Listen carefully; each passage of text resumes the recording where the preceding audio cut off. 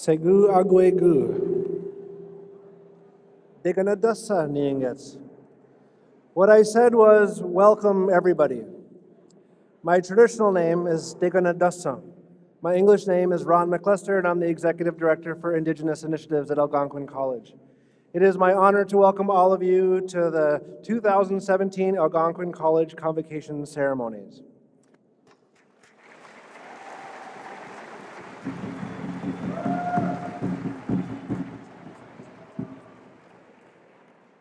It's my honor and privilege to also acknowledge that this convocation is taking place on the unsurrendered, unceded territory of the Algonquin Nation. We believe, as Indigenous people, that the drum is a heartbeat of our Mother Earth and that it connects all things. Today, I'm also honored to acknowledge and welcome the Bear Nation drummers who will be drumming at today's convocation. Ladies and gentlemen, may I please ask you to rise for the procession of the graduands. Yawango, Miigwech.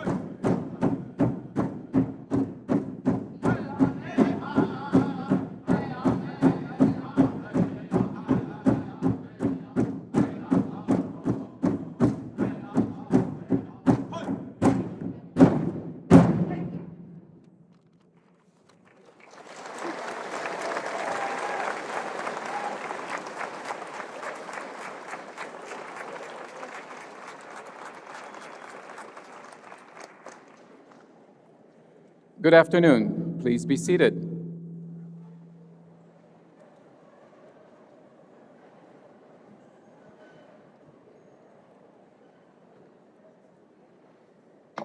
Before we begin, I just want to say thank you and miigwech to the Bear Nation drummers for leading us in and for their performance in celebration of our students. It was a very meaningful and fitting way to begin our ceremony. Let's applaud them again.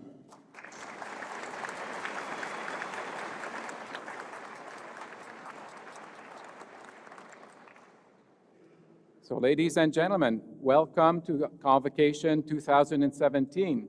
My name is Claude Brûlé, and I am the Senior Vice President Academic at Algonquin College. This afternoon, it's my distinct honor to serve as your Master of Ceremony, helping to guide us through this afternoon's festivities. We extend a sincere welcome to all of our graduates, their families, and friends. Convocation is a very special event, a time to celebrate our graduates' achievements. You, our graduates, came to the college with a dream. You have successfully completed your studies, and this afternoon you will receive your credential recognizing that accomplishment. You are now well positioned to rise and meet your next challenge. We wish you well, and we're delighted to be here this afternoon to salute you. We also welcome all of our friends and family who are watching on COGECO Community Television.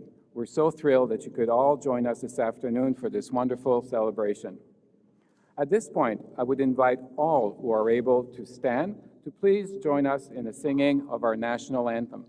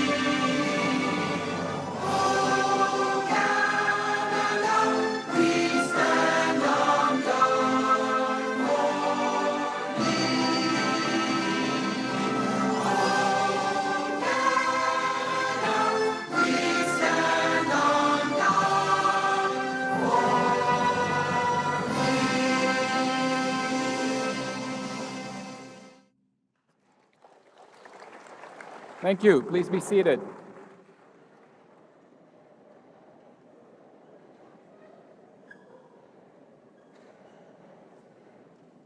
I will now introduce the members of the stage party, beginning on my far left in the second row.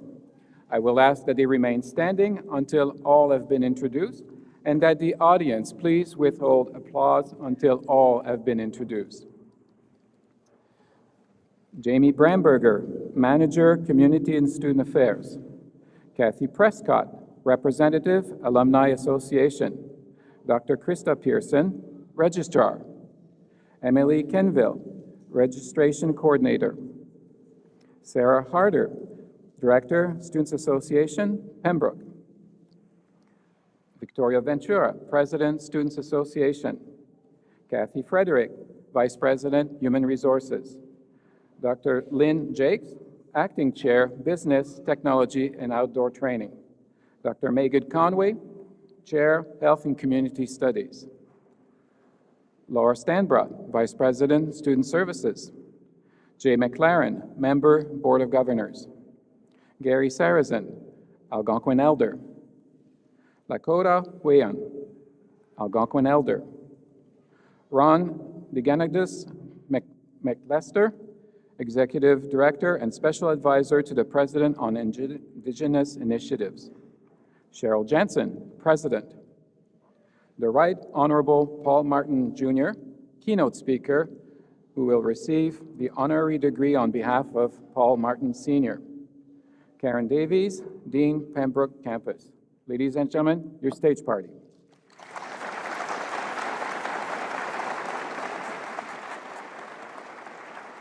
Please be seated. And now, may I please ask the faculty to stand. Ladies and gentlemen, I would like you to join me in recognizing the faculty of Algonquin College and the contributions they make to the success of our graduates.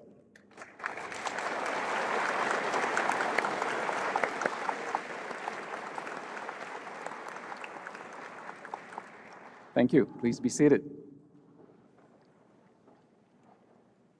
At this point, I will call upon Cheryl Jensen, President of Algonquin, to give the President's address. President Jensen.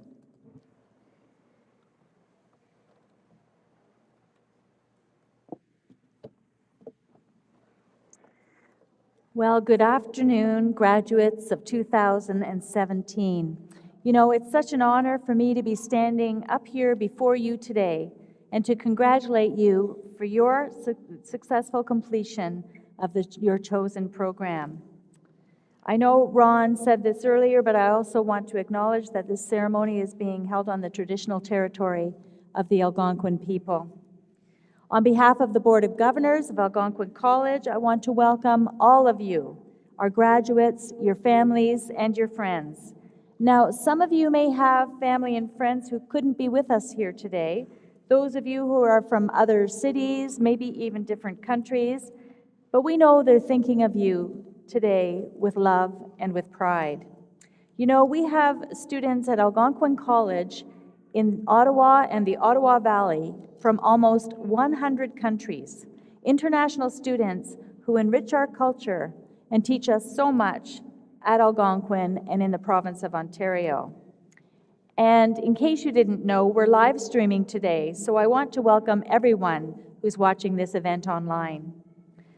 I also want to thank each and every one of you for choosing Algonquin. We know that you had many choices, and we're very grateful that you chose us.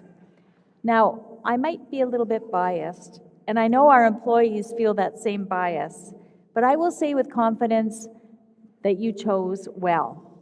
Algonquin's reputation for quality and innovation is well recognized, and you should display your certificate, diploma, or degree with a great deal of pride.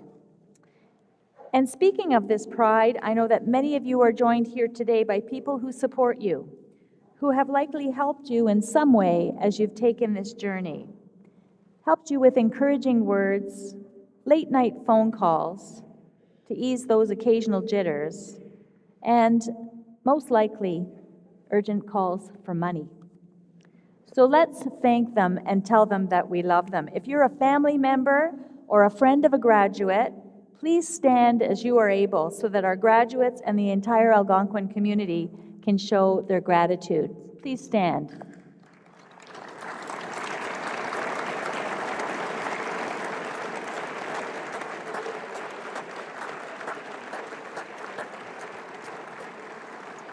Thanks very much.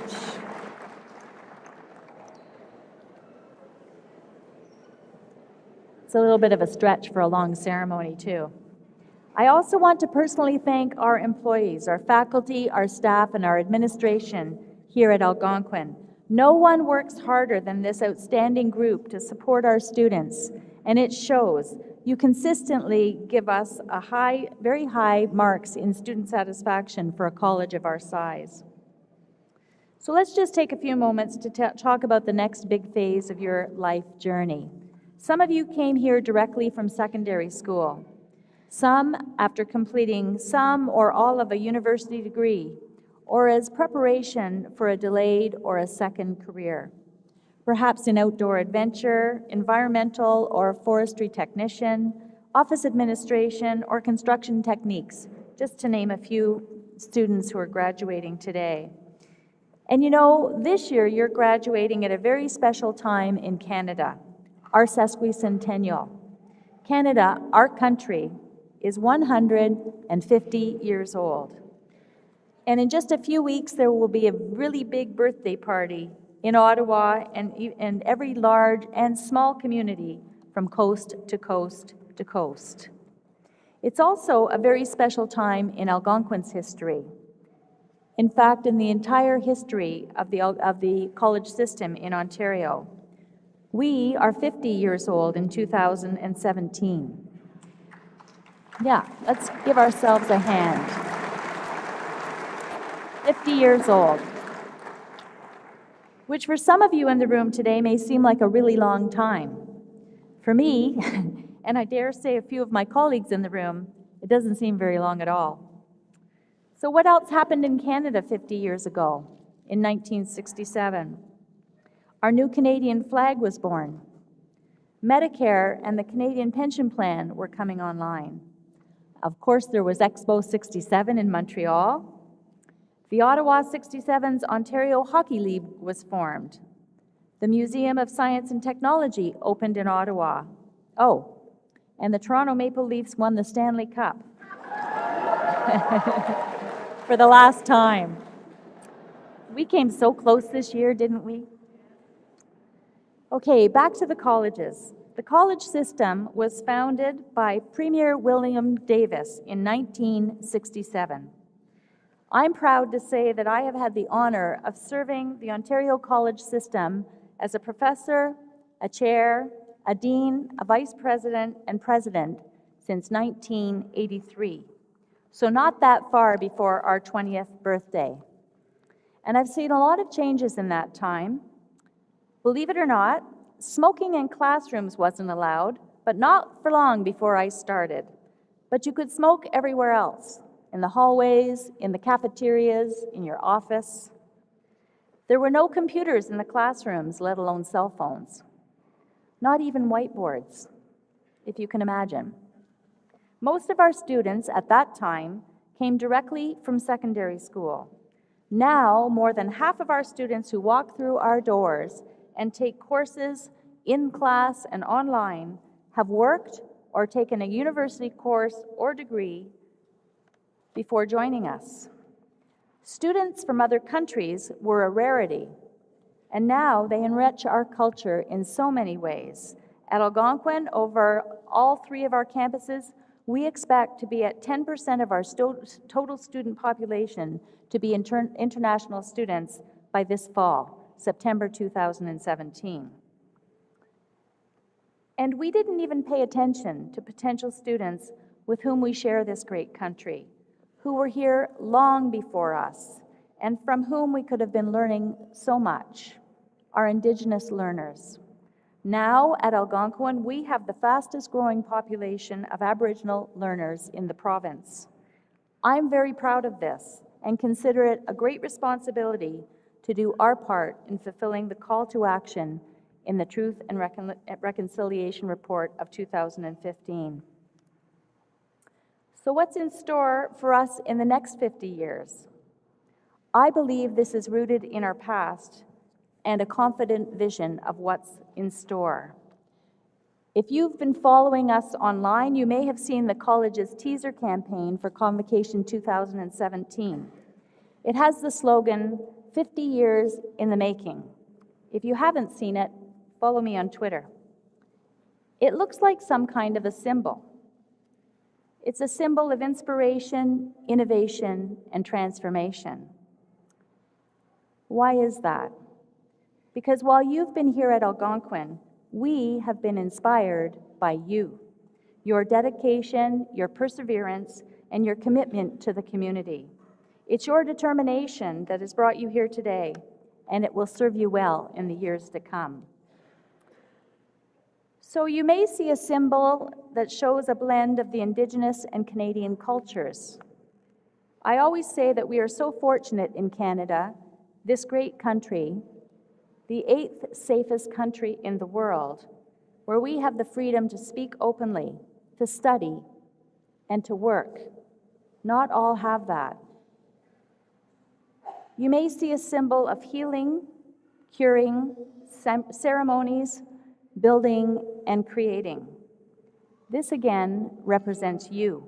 Your programs at Algonquin have given you the skills you need to build, to create, and to innovate, and to help in the care of those who need it most through our allied health programs, our social service programs, and the volunteer work that each and every one of you do. The volunteer work of which we at Algonquin are so very proud. And you may see in this surprise something that is a symbol of evergreen. I think that's a perfect reflection of our graduates. You have the resilience and you have the grit to not only survive anything that this world throws your way, but to be the architect of your future. To build your future, whether you're an entrepreneur and create your own job or work for a large organization, I know you will work for that company like you own it, with the pride and commitment to make sure it's successful for the next 50 years. You know, we had a ceremony last Saturday for a gentleman by the name of Mr. Ken Schultz. Mr. Schultz is 95 years old. When he was a much younger man, he was asked by the provincial government to be one of the architects of a new form of post-secondary education, something very special. He came up with a vision when he viewed 8 acres of farmland on a dirt road just west of what was then Ottawa. I had the honor of meeting him last Saturday.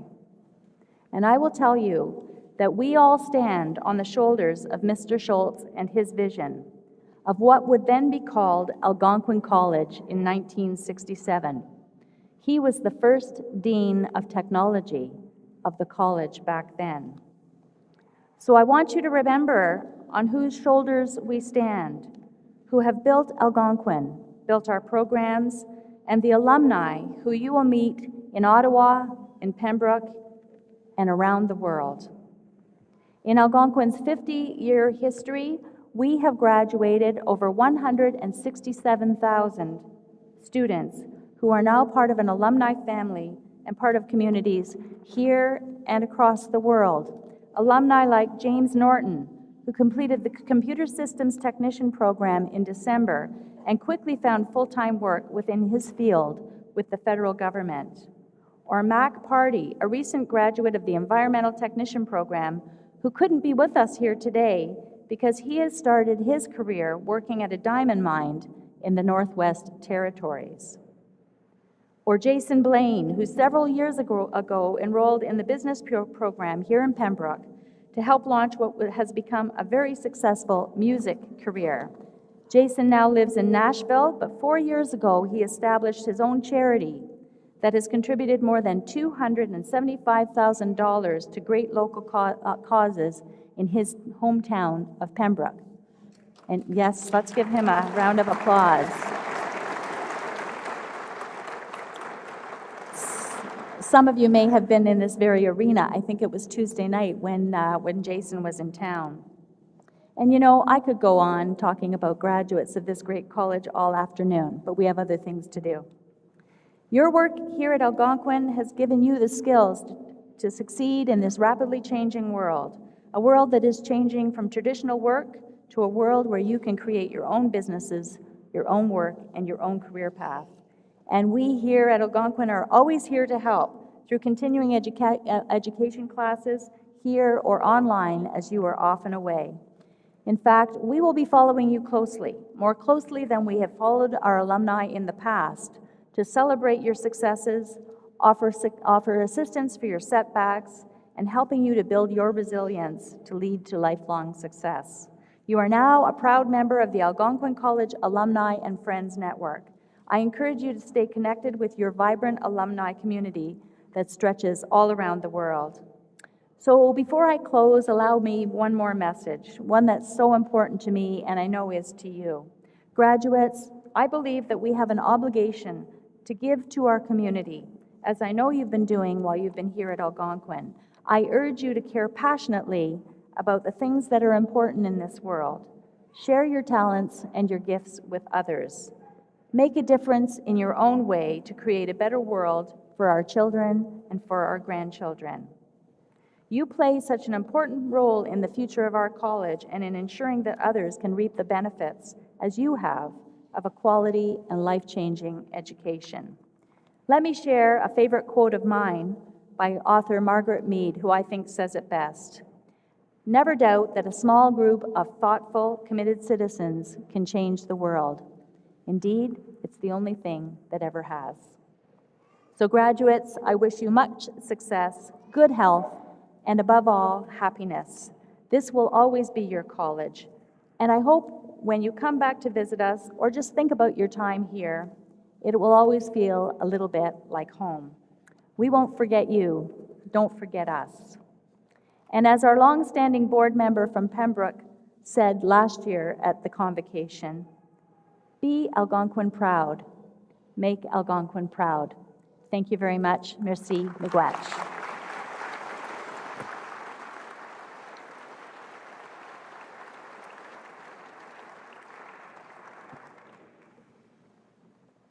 Thank you, President Jensen, for your thoughtful remarks to our graduates. We will now proceed with the conferral of an honorary degree. The college awards honorary degrees on occasion to acknowledge exemplary achievement in education, industry, community service, or other areas of leadership in our society. This honor is bestowed upon men and women who have made a difference in the lives of our students, our college, and our country. I would like to call upon Karen Davies, Dean of the Pembroke campus, to step forward for the presentation of the honorary degree. Karen.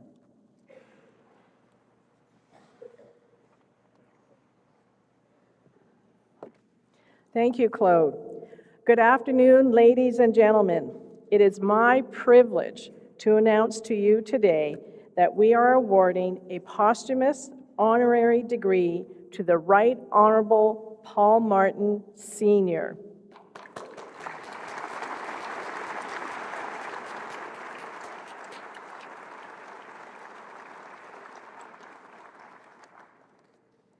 Accepting on his behalf is his son, the Right Honorable Paul Martin, Jr., Canada's 21st Prime Minister.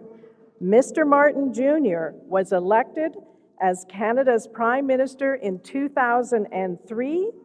He was our country's top political leader for 3 years and served in Parliament for a total of 18 years. And I think that deserves a huge round of applause.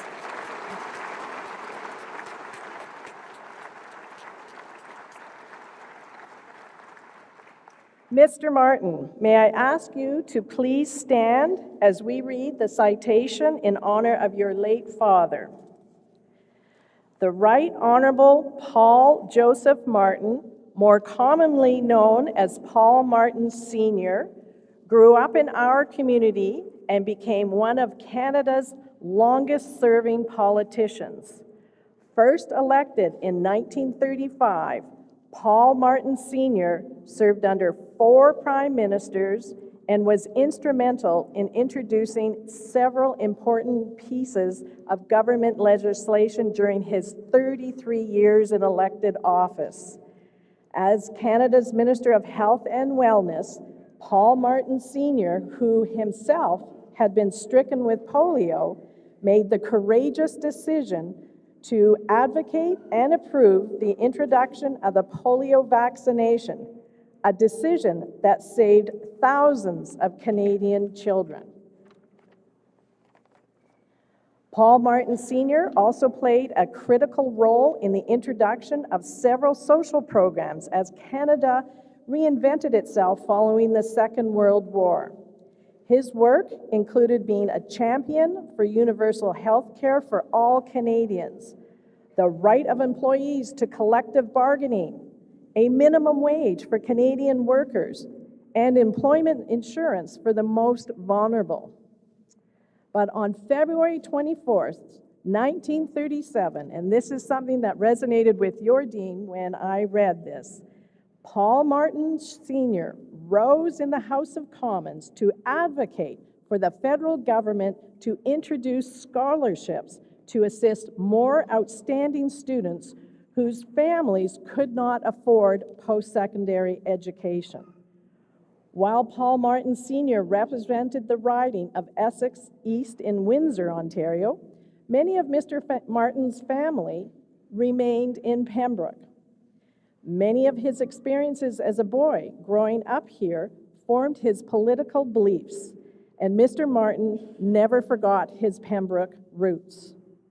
Madam President, members of the Board of Governors, graduates, ladies and gentlemen, as we celebrate Canada's 150th birthday and Algonquin College's 50th anniversary, our campus, our college, and our community feel privileged to award a posthumous honorary degree to a great Canadian citizen, the Right Honorable Paul Martin Sr. President Jensen, may I ask you to please escort Mr. Martin to the front of the stage for the formal presentation.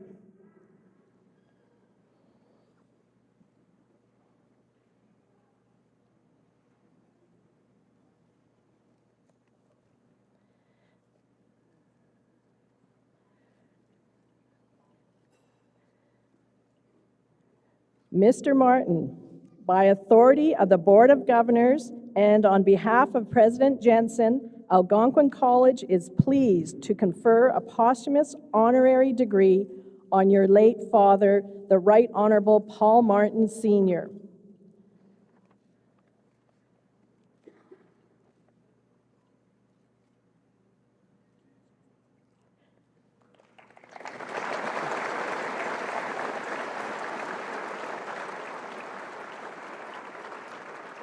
Thank you, Mr. Martin, for accepting this honor. On behalf of your father, it is now my great honor and privilege to welcome you, Canada's 21st Prime Minister, to give the Convocation address. I don't think you need my stool. I don't think I need that, that's right. All right.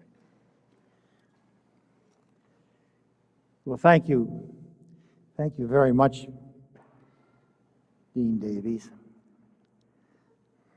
President Jensen, members of the board, graduates, ladies and gentlemen. You've just heard about the award given to my father, Paul Martin Sr. From my point of view, there is only one Paul Martin, and that is my father. He doesn't need the senior. And besides that, I don't like the junior. I was at a meeting in China with my father. They asked him how you translate junior. He said inferior, and it stayed.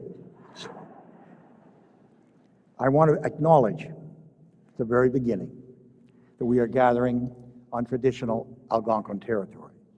And as I do so, most importantly, I want to congratulate you, the class of 2017. This is your day, and my dad and I are very grateful to you for letting us share it with you. And let me go no further without thanking Algonquin College for the honor that has been bestowed on my father. I would like to as well thank Mayor LeMay and the City of Pembroke in making this Paul Martin Senior Day. And I'd like to thank the Observer for the wonderful series on my dad. Now, all of this being said, let me state that I am not here alone. Somewhere up there in a corner of heaven, where my dad are my mother and dad, my kid sister, my grandmother, my grandfather, my dad's 4 sisters and brothers, and they are all up there making a heck of a lot of noise and looking down on us, and they are very excited. My grandmother, who recognized early on that there was something special about my father, is telling her family to quiet down so she can hear what's going on. My grandfather says, "There's Sean Conway." My aunt says, "There's Arthur Milnes. Isn't he a Tory?" And my dad says, "Stop talking. Young Paul's about to speak. He's not very good at it. He hasn't had much experience. I just don't want him to mess up." And with that warning ringing in my ears, I begin.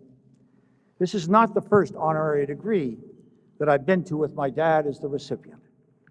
But today is the first time I will have seen it occur posthumously, and I cannot tell you how touched I am.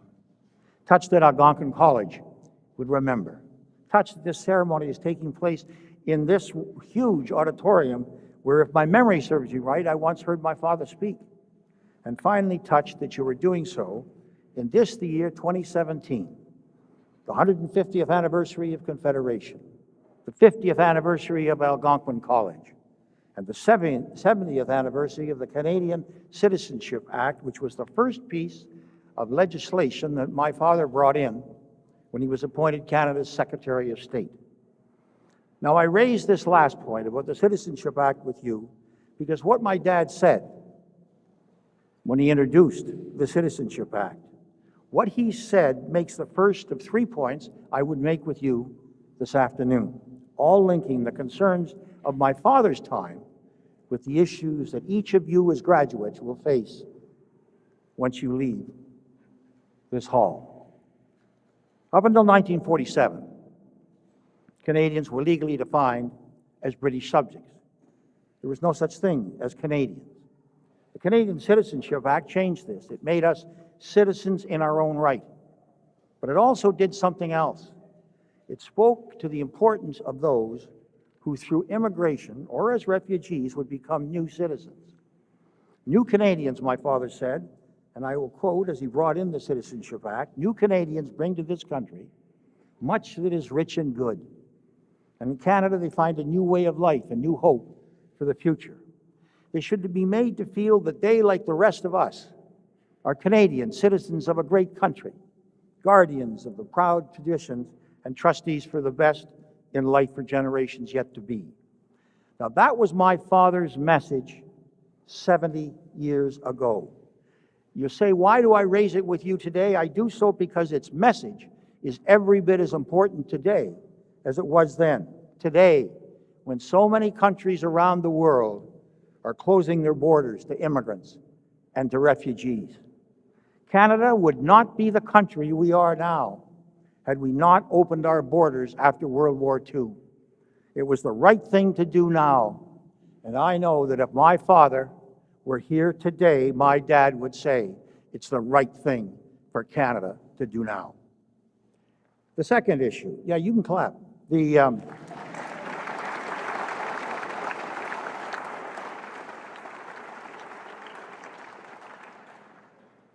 second issue I would raise this afternoon, linking the past with the present, occurred even earlier. As was mentioned by Dean Davies, in the 1930s, as a young member of Parliament, my dad was an observer at the League of Nations, which as World War II approached, was disbanded by a world in disarray.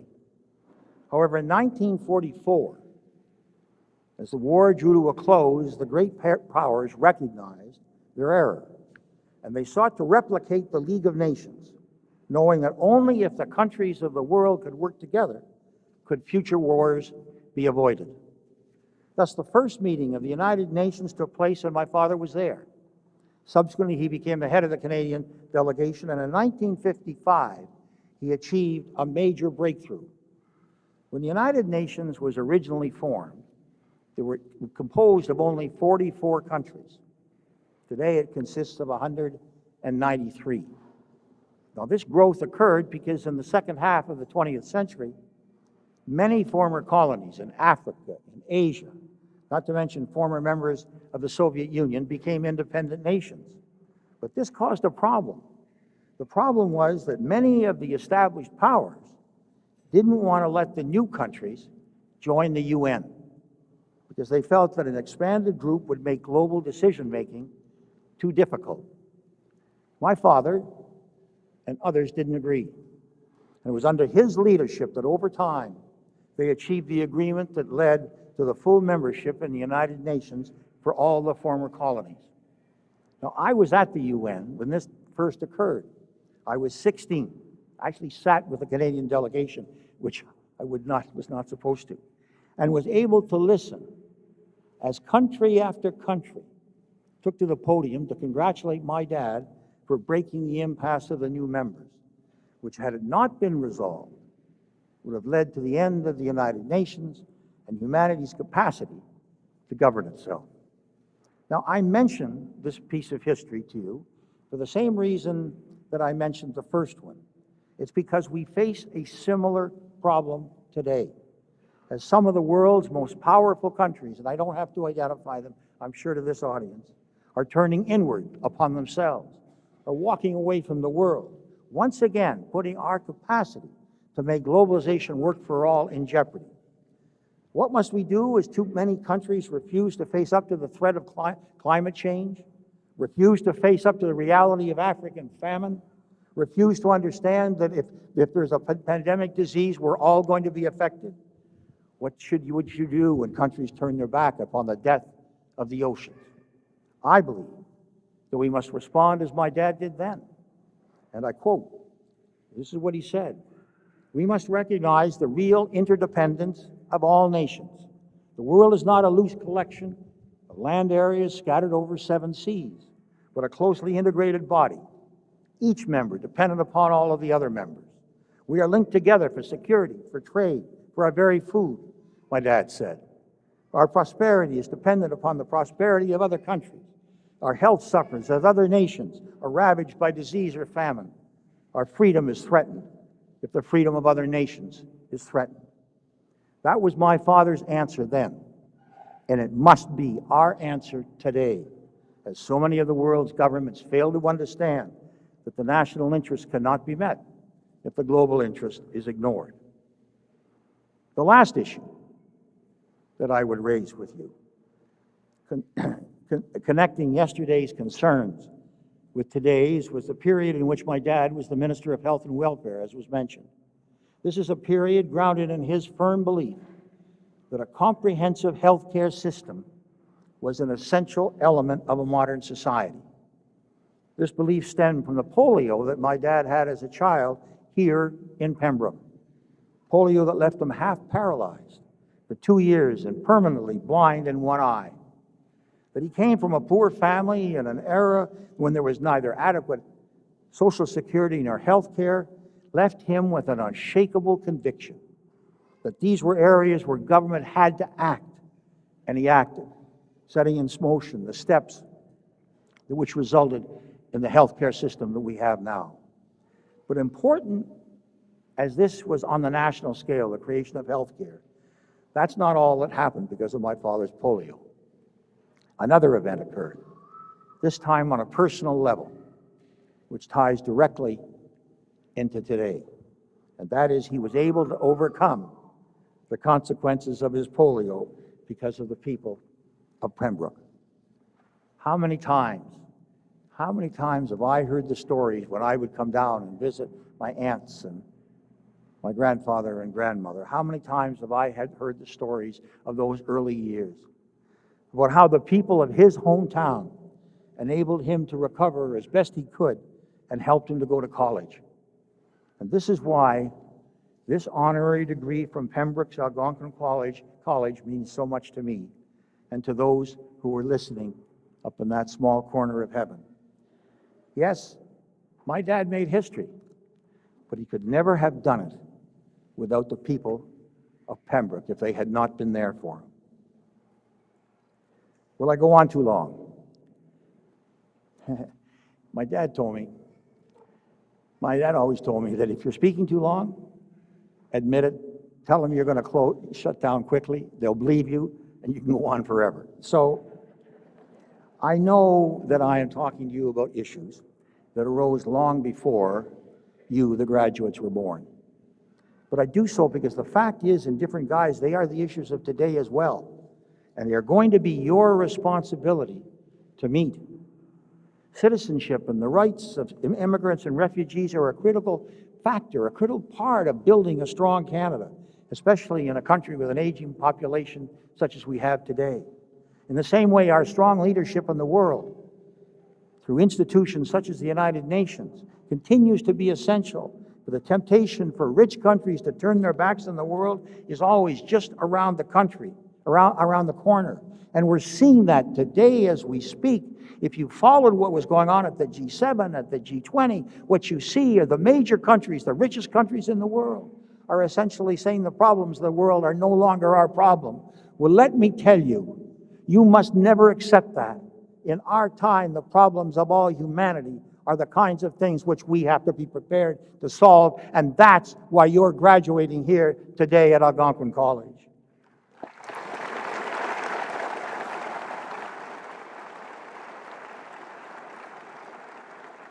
And finally, better health care, better education for all, and a secure safety net are imperative if we're going to successfully counter the free market's greatest social risk, rising inequality and a widespread lack of hope. These were the issues of my father's time. These were the issues of my time. And graduates, they will be the issues of your time, and how they play out will be up to you. Les questions que j'ai abordées aujourd'hui étaient d'actualité du temps de mon père. Elles étaient les questions de l'heure dans mon temps. Et diplômé d'aujourd'hui, croyez-moi, elles seront les questions du jour de votre temps. We are not captive to the inevitable. We can change the future. You can change the future. A young man afflicted with polio, born to a poor family in this city, demonstrated that many years ago. And he did so because of the values that he drew from Pembroke and from the people who live here. They are the values that Algonquin College stands for, and they are the values you must stand for. And with that, I would close with one last quote from my father when he said in a speech given here, I return to Pembroke always with the same feeling that I am coming home. I leave always with the same reluctance. I wish to thank you from my heart for the warmth of your greeting today. Graduates, my dad may have said that 75 years ago, but he was talking to you. Good luck, and thank you.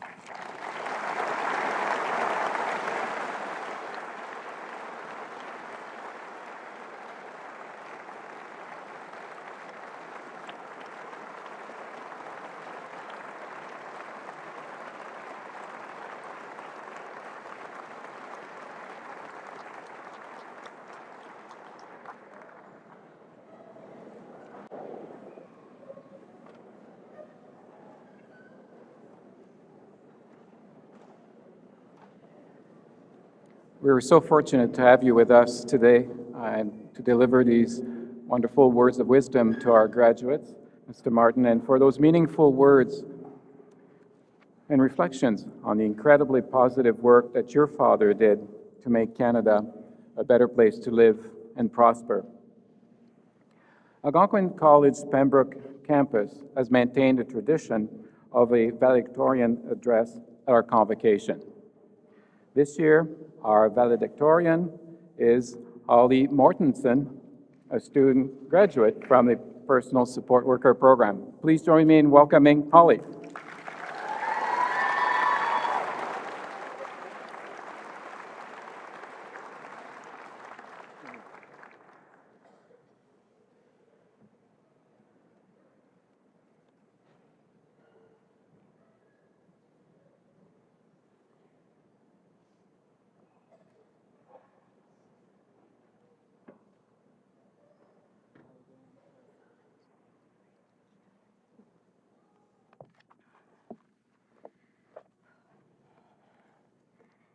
Thank you, Vice President Brule.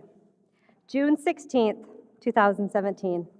To some, this is just a date on the calendar, but to all of us in this arena this afternoon, today marks a personal milestone and is an opportunity to reflect on our success at Algonquin College, a place where everlasting friendships were founded, and with the guidance of our faculty mentors, allowed us to not only visualize, but achieve our full potential. And today marks day one of our next journey, and I believe we have proven there is no obstacle that we cannot overcome. With that being said, I want to extend a sincere welcome to my fellow graduates, Canada's 21st Prime Minister, the Right Honourable Paul Martin, the Board of Governors Representative, Jay McLaren, our President, Ms. Cheryl Jensen, Senior Vice President, Mr. Brule, our Dean, Karen Davies, as well as the many faculty, support staff, administration, and family and friends who have honored us with their attendance today. Without all of your support, encouragement, love, and wisdom, we may not have had the privilege to sit amongst such an admirable and diverse group today at our convocation ceremony. It is a great privilege to stand before you as a representative of the graduating class of 2017. Algonquin College has been 50 years in the making, perfecting lives and offering personal and academic growth opportunities in the tight-knit community of Pembroke, Ontario. Our journeys began with the choice to apply to college. Some right out of high school, some after our own children had returned to school, and others after gaining some life and work experience. Even though our areas of interest and our reasons for returning to school may differ, we all shared the common goal of wanting to be successful in our future endeavors. In life, we are always making choices, some without even knowing what the outcome may be. How many of you chose where you would sit on that first day of school? And how many of you sat in that same spot every day? Was it because of the friendships you formed there, or was it because it benefited your academics? The choices we made throughout the school year led us to where we are right now and in this moment. We are graduating today because we chose a goal and we persevered with drive, passion, and determination. We chose to catch a dream that was just a shadow in our minds years ago and to pursue it no matter how many times we were frustrated or presented with obstacles to overcome. A wise man once said, "Be not afraid of greatness. Some are born great, some achieve greatness, and others have greatness thrust upon them." That wise man was William Shakespeare, and his words could not be more truthful for today's ceremony. We are all so unique. We all originate from different backgrounds, and we all have different perspectives. We are choosing to be the role models of our generation and the generation subsequent to ours. Some of them represented by our own children who watch us with inspiration as we choose to be great and to work hard for the rewards we aspire to in life. It hasn't always been easy. Some of us had to move many kilometers away from our families. Some of us struggled to form new friendships, but when we did, those friendships quickly became family. Some of us battled heartaches, homesickness, the deployments of our partners, and the loss of loved ones. No matter what we collectively endured, one thing that I can say is that we did not do it alone. We are a community, and we are blessed to study at a college that cares, one where faculty and staff have an open-door policy. When one falters, we all falter. Your success is my success. This is such an important life lesson that we have learned from our knowledgeable professors and support staff. Today, we had the privilege to hear the words of one of Canada's prime ministers. We heard about Mr. Martin's father, Paul Martin Sr., and his incredible accomplishments. It's unlikely any of us will become a prime minister, but you never know. But what I do know is we will achieve great things. We've worked hard and we're ready to make our contributions to this beautiful country of Canada. Paul Martin Sr. was proud of his hometown of Pembroke. He never forgot Pembroke and returned often. We are proud of our time at Algonquin College's Pembroke Waterfront campus. As alumni, we need to stay connected to this great institution of higher learning and always remember how it has transformed our lives. Because of our Algonquin experience, we are better people, and we are much more prepared to build our future. My fellow graduates, if there is one thing you take from my speech and reflect upon after this ceremony, I hope you remember these parting thoughts. Never apologize for your creativity, your passion, and drive. We are humans, and humans make mistakes. Without mistakes, there is no growth. And lastly, do not ever stop learning. We are blessed to live in a country as beautiful as Canada, where we are free to grow as unique individuals and aspire to be whatever our hearts desire. Today marks a journey with no particular destination. An open road lies before us, and no matter how far or in what direction we travel upon it, we will never lose sight of our experience here at Algonquin College. It's time for us to shine. Congratulations, graduates of 2017. It has been an honor writing this story with all of you. Best wishes in the future. Thank you and merci.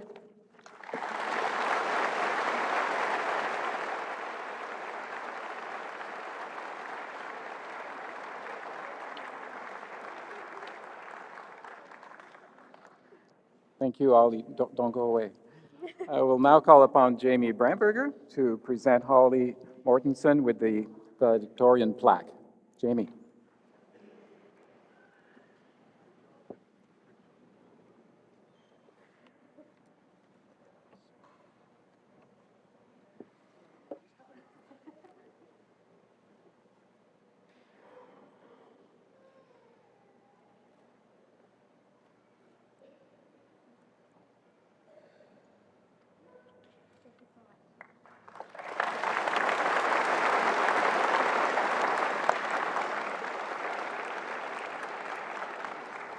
Congratulations, and thank you once again, Holly. We now move to the part where we recognize you, our graduates. I would like to once again call upon Karen Davies to please come forward and introduce the graduates of the Pembroke campus. Karen.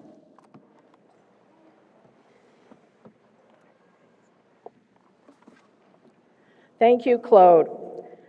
I am pleased to be here on behalf of the staff and faculty of Algonquin College's Pembroke Waterfront campus, all of whom are very proud of our graduates and feel privileged to have been part of their successful learning journeys. At this time, on behalf of Algonquin College, I would like to acknowledge the commitment and successes of the graduates and would ask them to please rise.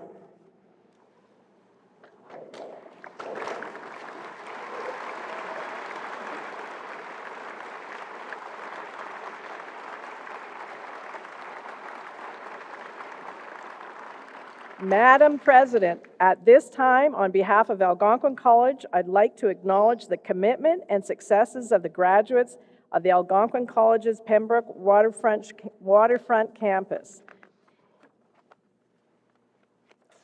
Each of these graduates has dedicated themselves to successfully completing the requirements of their program. These individuals are ready to make their mark in their chosen career. It is with great pleasure and honor that I recommend them for graduation.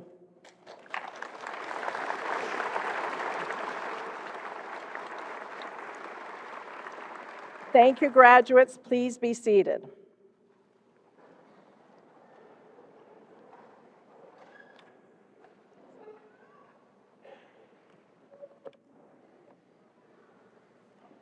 So as was mentioned, we will now proceed with the presentation of degrees, diplomas, and certificates, as well as awards recognizing our graduates.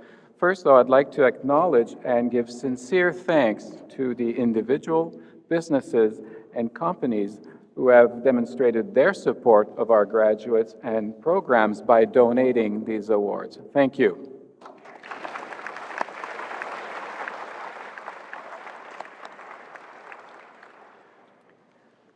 Family and friends of the graduates are invited to come forward and take pictures during the presentation. There's a limited area up here, so we encourage you to be aware of other guests who are also trying to take pictures. May I ask that the audience refrain from applauding until all the credentials have been presented so we can hear the name of each graduate as they're announced. However, a well-placed hoot or howl has never hurt anyone. So graduates, I'm about to give you some instructions now. Listen carefully. All right. When you are called forward, please proceed to the right of the stage, and Jamie Bramberger, Manager of Community and Student Affairs, will announce the name of the graduates as they come to the center stage to receive their credential from our president. Graduates, you will then leave the stage by the left-hand side, and members of the faculty will extend their congratulations in front of the stage. Award recipients will receive their diploma and awards at the end of their class group. And we ask that the graduates remain in their seats until the end of the ceremony so as not to disrupt the ceremony. And if you don't remember this, just follow the person in front of you. All right. I will now ask Megan Conway, Chair of Health and Community Studies, to come forward and call the names of the graduates from that department. Megan.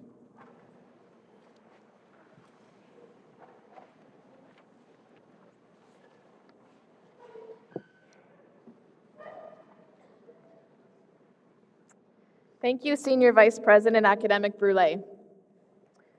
At this time, I would ask the award presenters for the Bachelor of Science in Nursing, the Early Childhood Education Program, and the Police Foundations Program to please come forward to the stage on the left.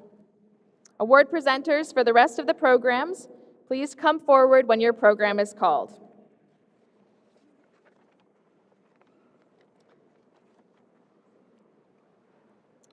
It is with pleasure that I introduce the graduates of the Collaborative Bachelor of Science in Nursing program. Judy Lafleur and Frank Christink, coordinators and professors in the program, will greet the program graduates.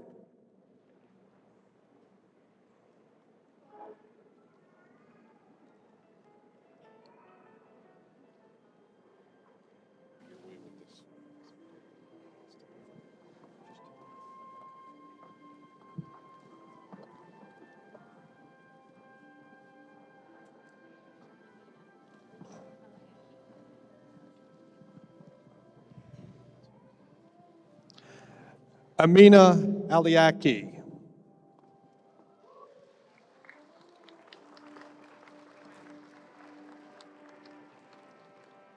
Lauren Brown.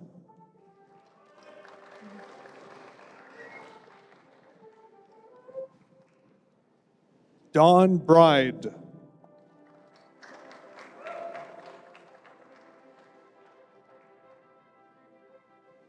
Mitchell Brown.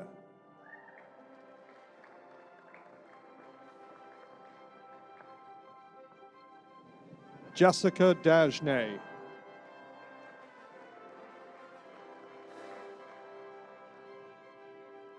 Haley Dodunsky.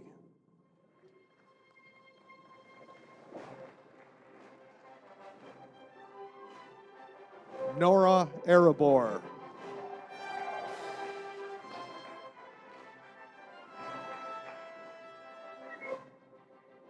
Morgan Finley.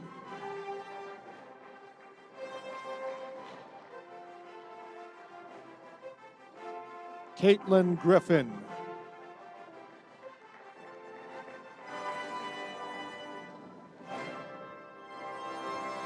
Erica Henderson.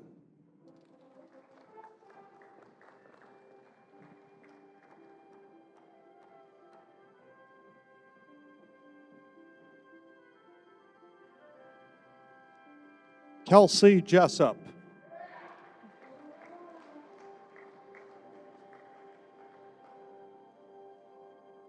Brianne Labs.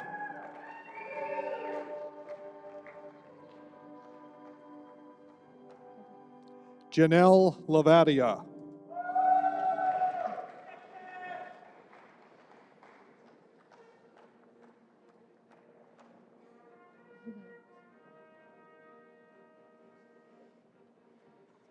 Nancy Lentini.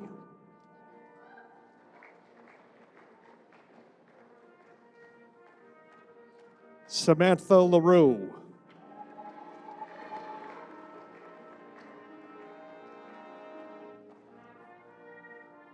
Charlotte Pope.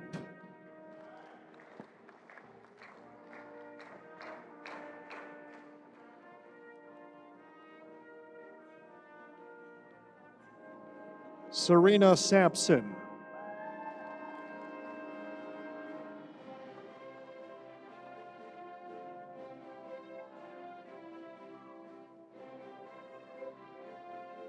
Rachel Seeley.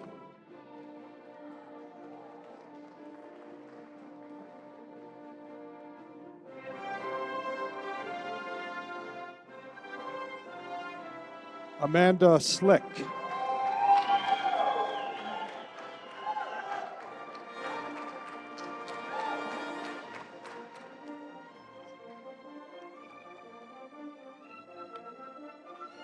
Lisa Marie Turcott.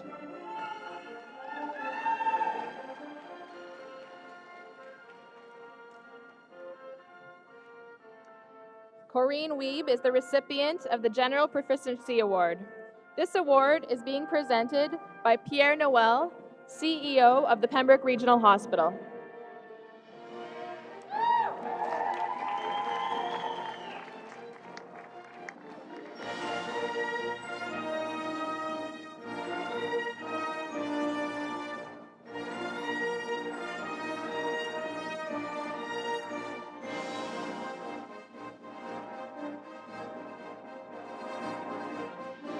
Katrina Smith.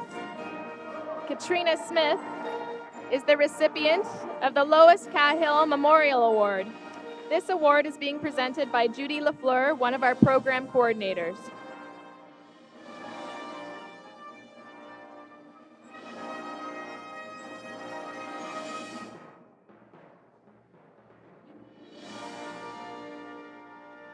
Ladies and gentlemen, the Collaborative Bachelor of Science in Nursing graduates.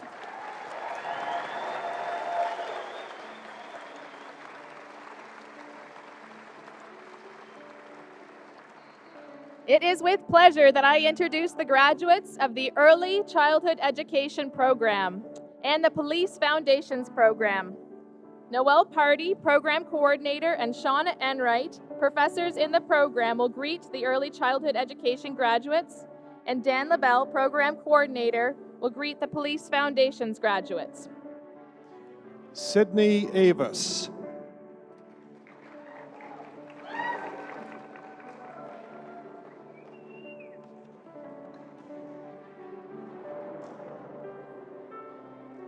Samantha Charlebois.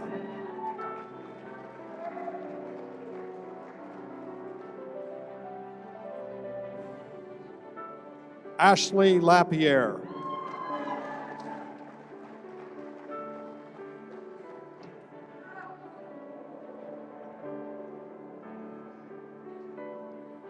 Holly LeBlanc.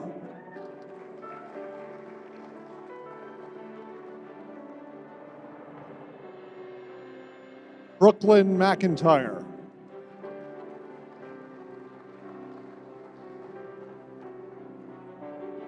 Serena McMillan.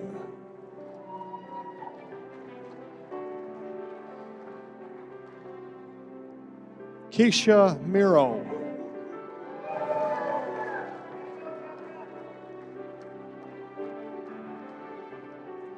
Tamara Kirby. Tamara Kirby is the recipient of the Children's Garden Nursery School Literary Award. This award is being presented by Benita Richardson, Director of the Children's Garden.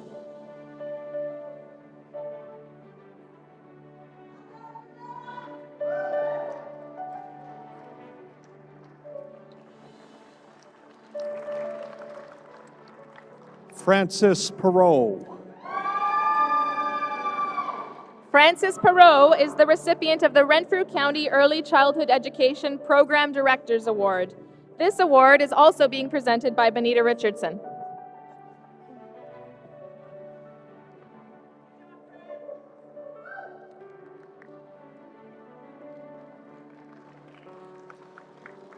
Peyton Hart.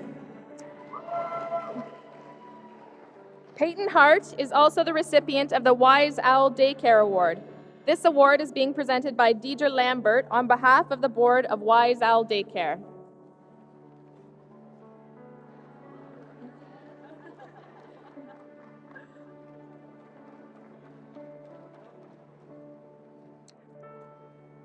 Miranda Bone.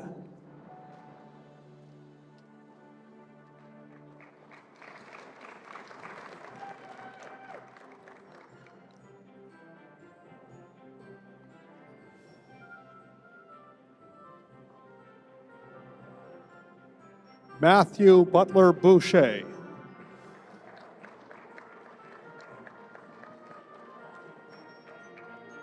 Riley Corrigan.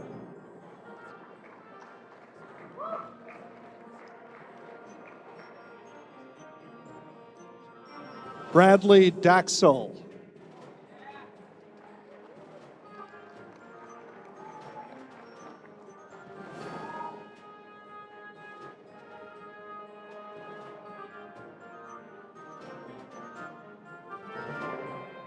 Joshua Denny.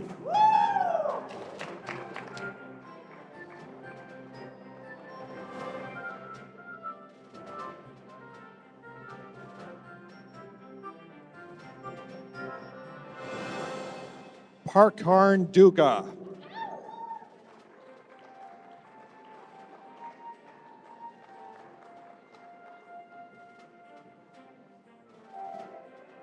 Nichelle Dupuy.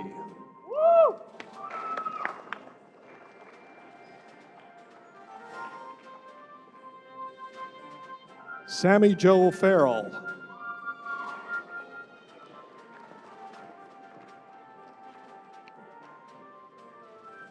Grant McLean.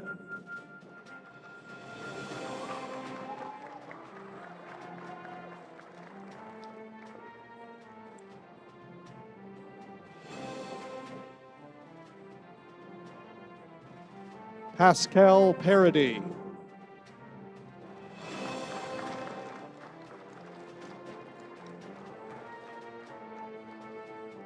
Madison Sams.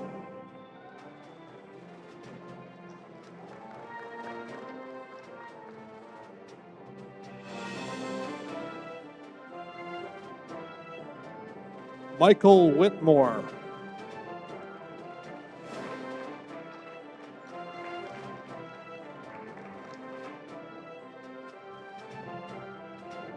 Blaine Commanda. Blaine Commanda is the recipient of the Ontario Provincial Police Service Award. This award is being presented by Mark Wolf on behalf of the Ontario Provincial Police Service.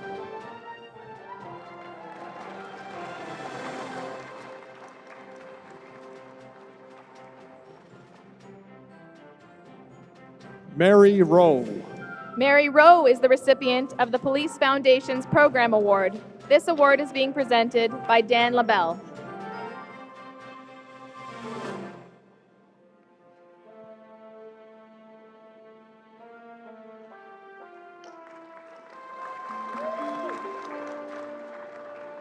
Jonathan Rice. Jonathan Rice is the recipient of the Roy C. Reiki Award. This award is being presented by Sheldon Reiki.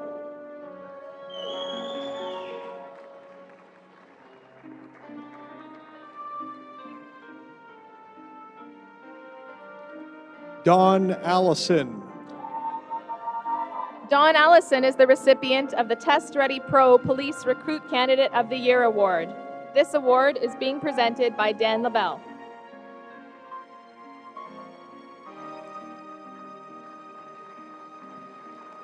Ladies and gentlemen, the Early Childhood Education graduates and the Police Foundations graduates.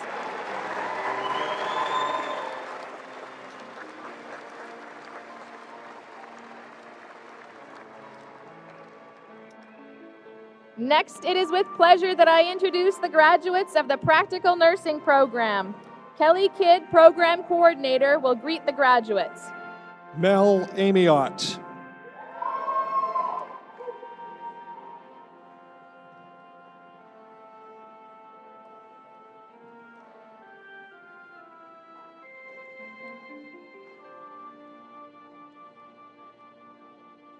Taylor Barber.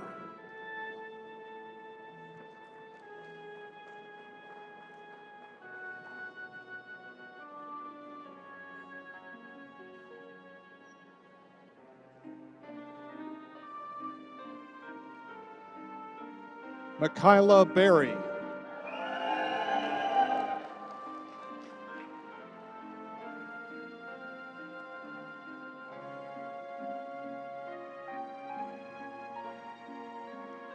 Tina Buskey.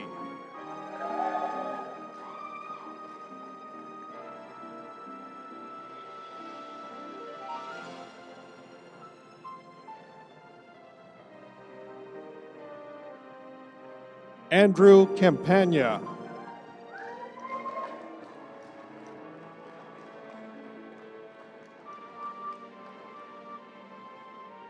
Jenna Kareen.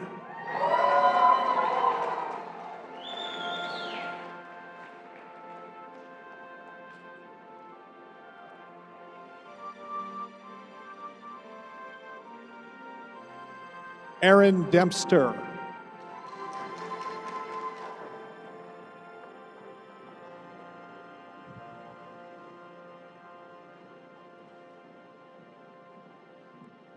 Carrie Fagan.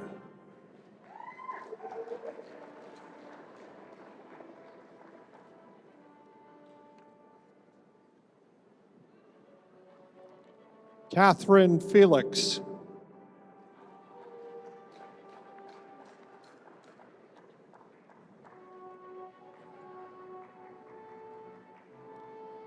Katie Lynn Fletcher.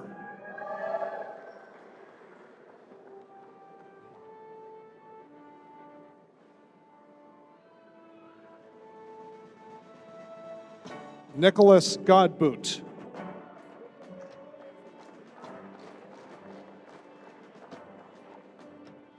Samantha Graziano.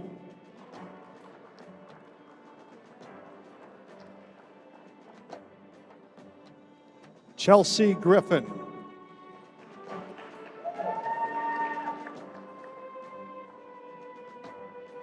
Kayla Gilmet.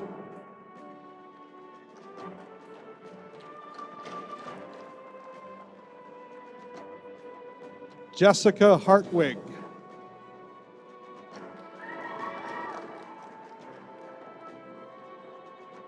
Jessica King.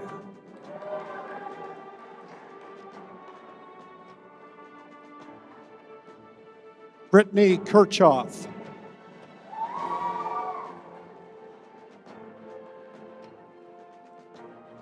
Angie Knapp.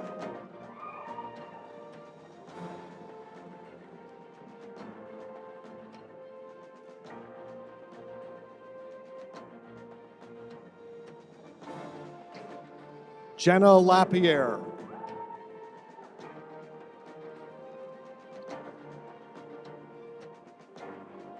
Rebecca McKenzie.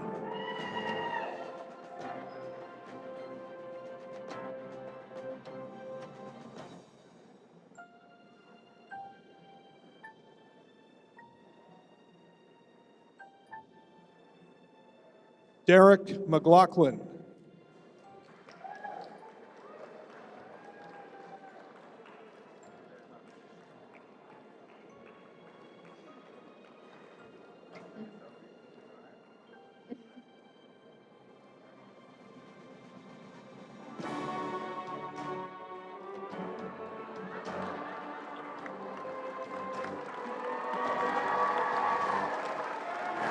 There's always one in every crowd, folks.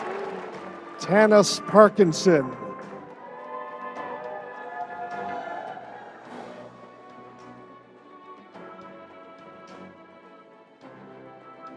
Tanea Pear.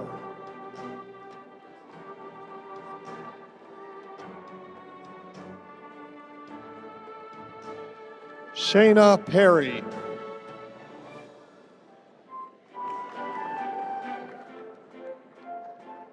Riley Poirier.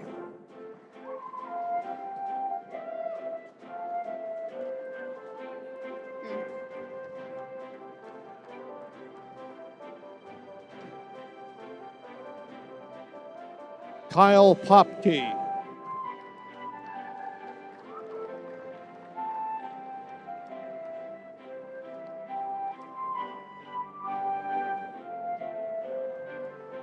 Sydney Presley.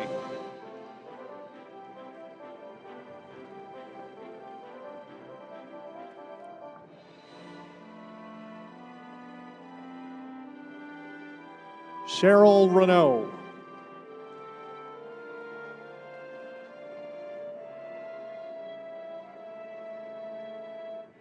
Bonnie Savoie.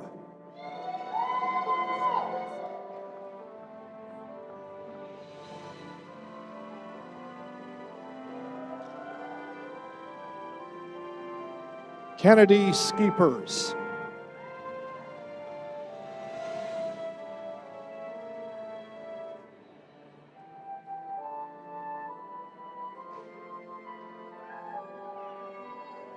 Rishad Sharif.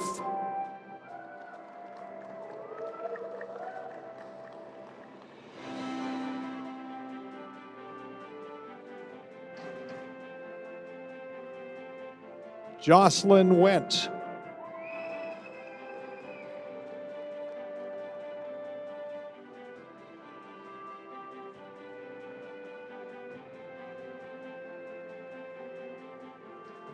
Elizabeth Westacott.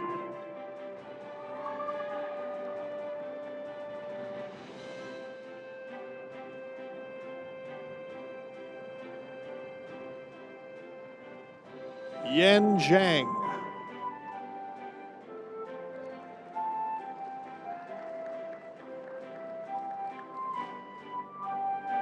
Taryn Shapu. Taryn Shapu is the recipient of the L.A. Ninenkirken Award. This award is being presented by Melissa Jarvis, professor in the program.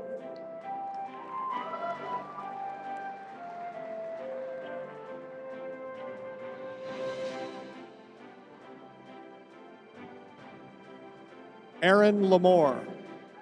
Aaron Lamore is the recipient of the RPNAO Award for Student Excellence. This award is being presented by Carrie Lynn Weeks, professor in the program.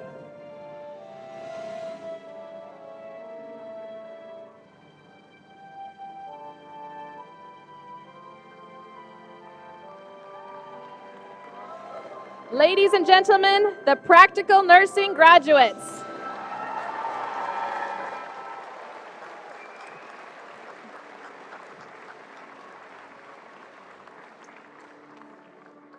I am next very pleased to introduce the graduates of the Social Service Worker Program.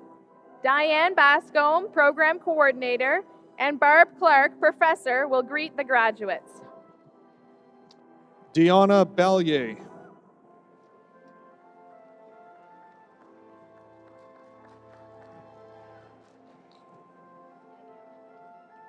Holly Carter.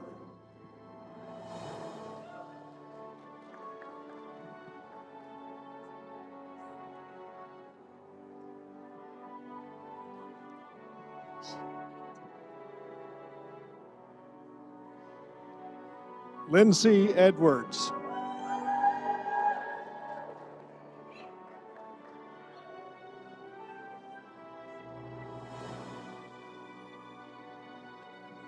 Bethany Evans.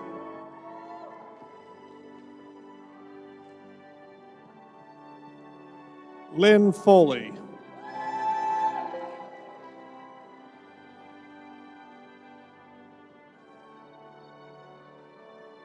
Stephanie Forrest.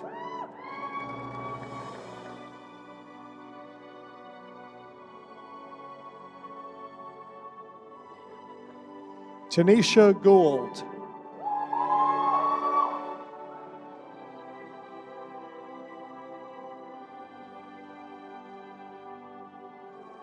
Samantha Keogh.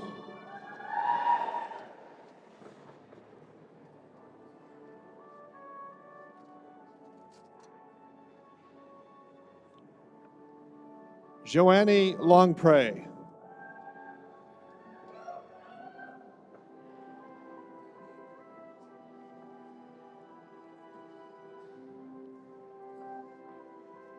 Megan Lush.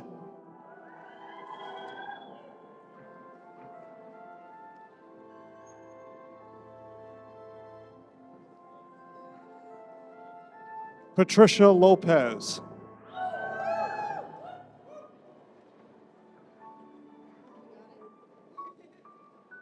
Chelsea Marcus.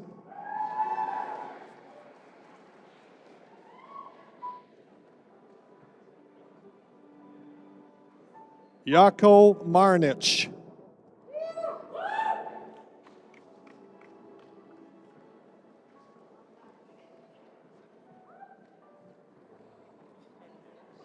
Jordan Mulvihill.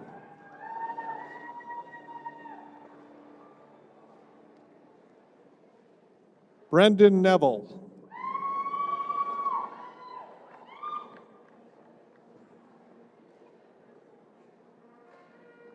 Lindsay Nofke.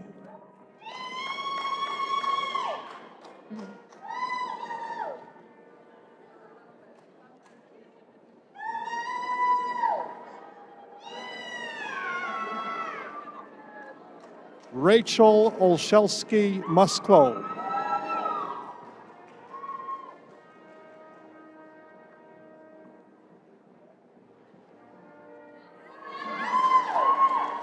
Christopher Reed.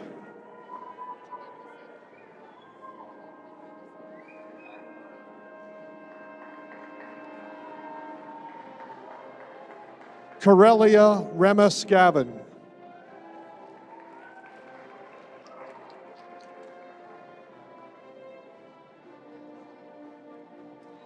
Sierra Scriver.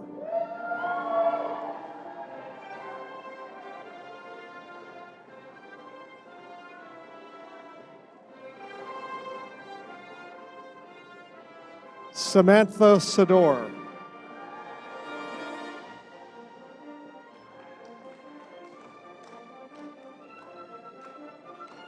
Candace Tibble.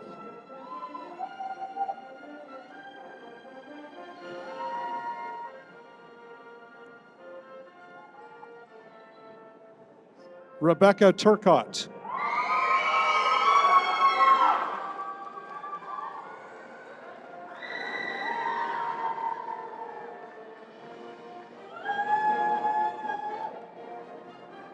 Bianca Vanos.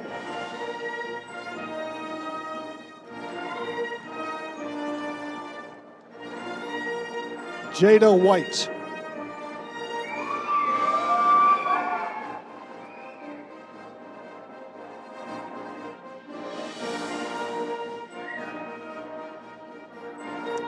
Ladies and gentlemen, congratulations to the social service worker graduates.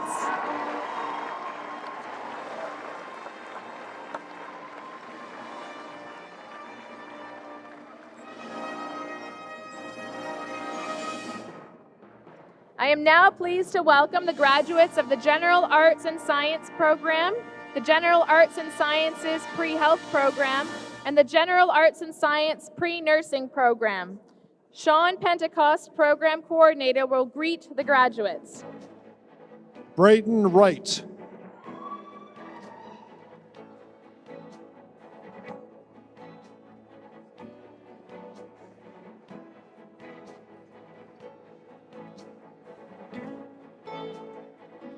Jocelyn Brose Santamore.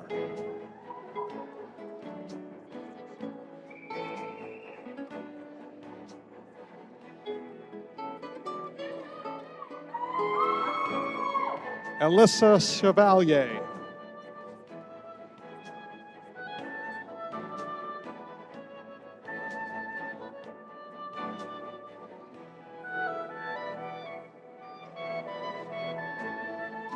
Taylor Doe.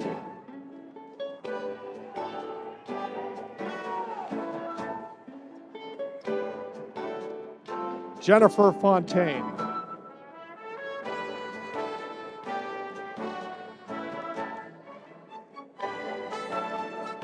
Hannah Fraser.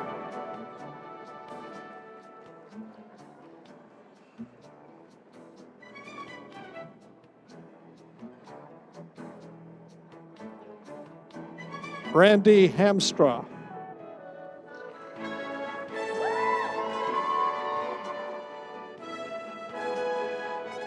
Aisha Helston.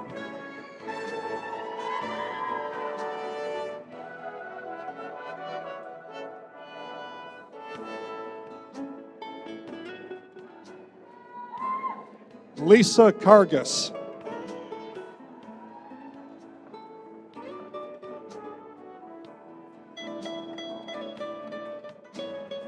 Sarah Klentz.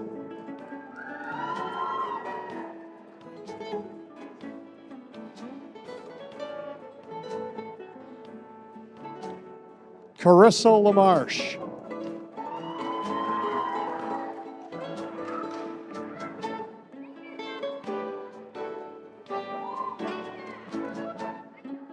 Brianne McCrow.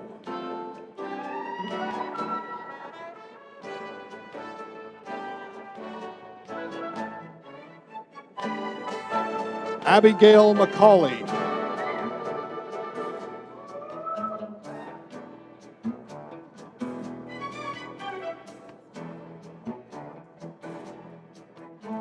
Brittany McFarland.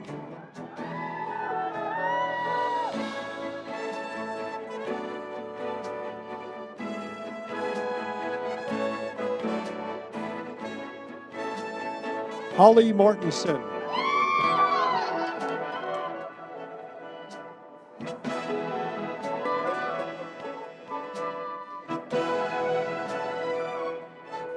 Ashley Pritchard.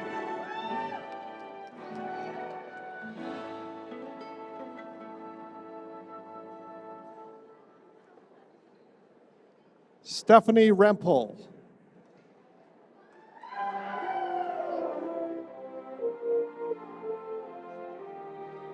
Renee Robinson.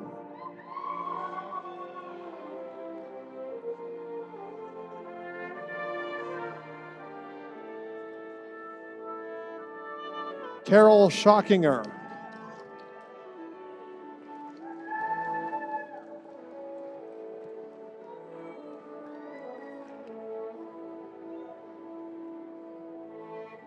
Sarah Sutton.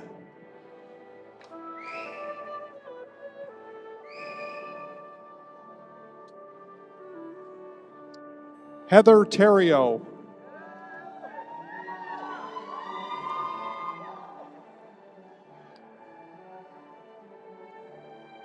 Brianna Tracy.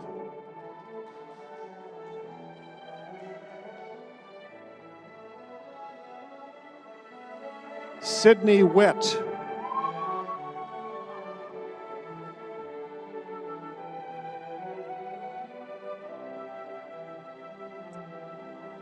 Megan Greif. Megan Greif is the recipient of the Personal Support Worker Program Award. This award is being presented by Sharon Carson, professor in the program.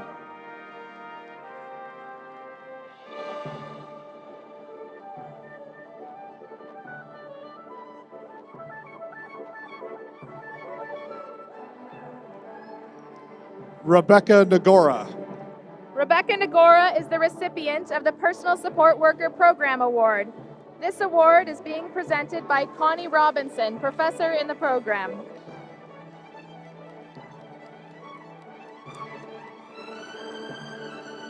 Crystal Hoffman. Crystal Hoffman is the recipient of the Pat Hearn Excellence in Palliative Care Award. This award is being presented by Heather McMillan, coordinator and professor in the program. Ladies and gentlemen, these have been the graduates of the General Arts and Science, the General Arts and Science Pre-Health, the General Arts and Science Pre-Nursing programs, as well as the graduates of the Personal Support Worker program.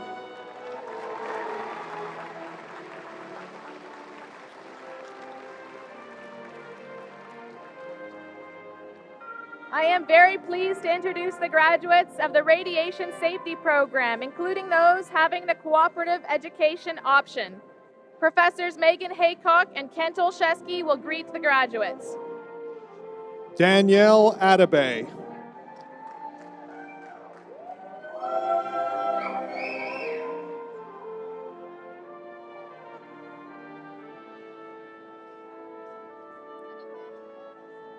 Ryan Alguire.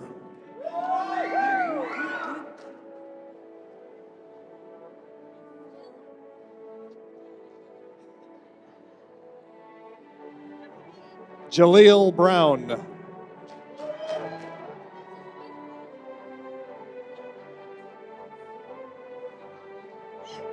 Ricardo Dick.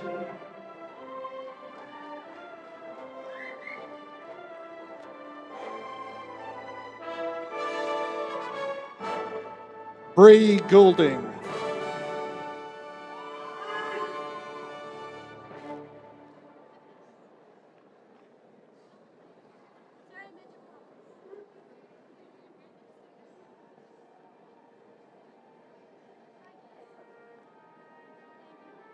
Amy Gutzeit.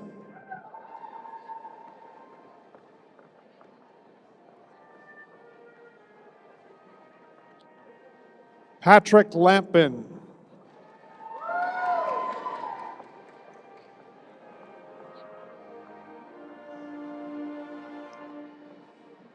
Rihanna Lequier.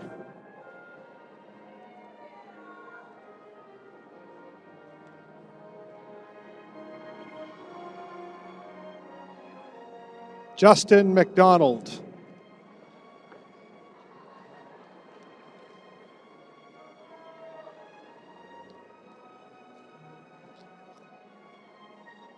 Nathan McAllister.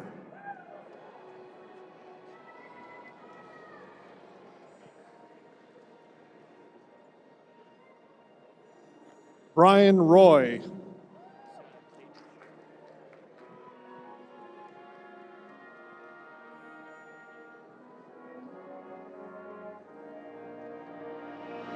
David Shirk.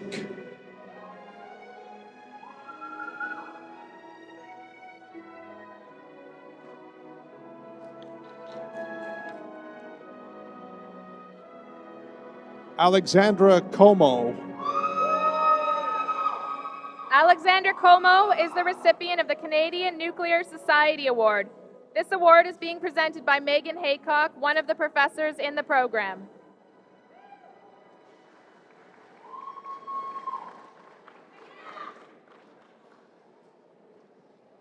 Philip Frere. Philip Frere is the recipient of the Canadian Nuclear Society Award. This award is also being presented by Megan Haycock.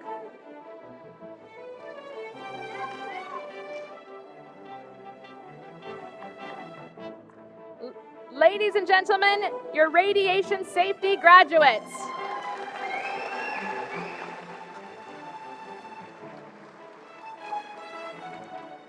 This completes the presentation of credentials for the graduates and award winners of the Health and Community Studies Department. On behalf of the faculty and staff, I would like to extend very warm congratulations to all graduates of these programs and to their families. I would now ask that Lynn Jake, Acting Chair of Business, Technology and Outdoor Trades, to please come forward to call the graduates of that department.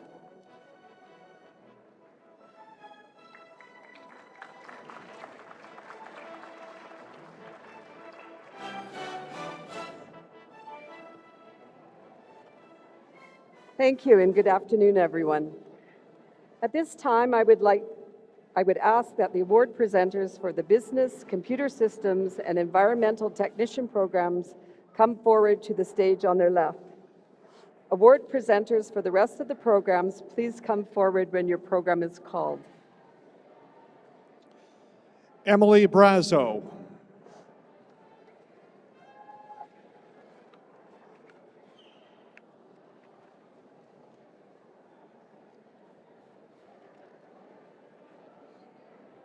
Holly Croucher.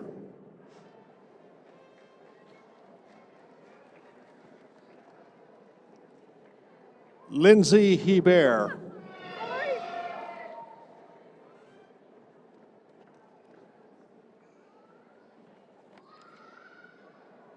Peter Mutenthaler.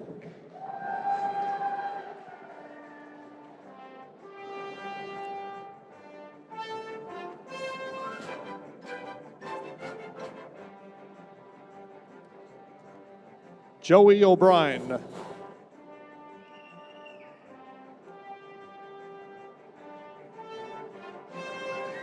Matthew Penny.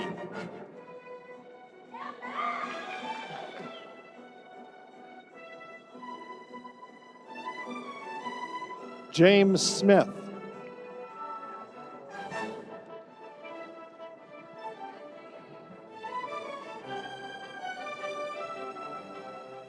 Christina Smith.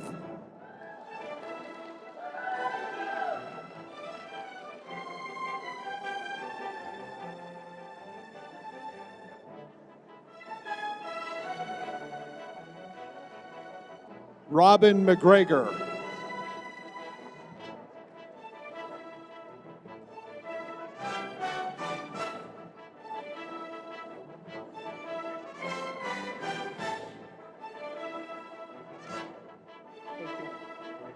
Robin is the recipient of 3 business awards. The first one is the Dean Sinclair Chartered Professional Accountants Award of Accounting, which is being presented by Aaron White, one of the professors in the program. The second one is the Kiwanis Award. This award is being presented. Wait till you're here. So the second award is the Kiwanis Award, being presented by Jay McLaren on behalf of the Kiwanis Club of Pembroke.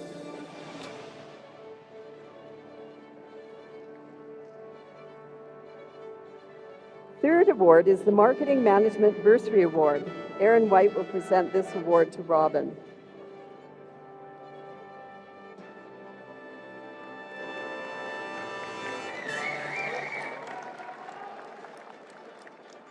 I'll mention also that Kim Drake, Program Coordinator, was reading the business graduates, and Paul McGuire, Professor, was reading the computer systems graduates.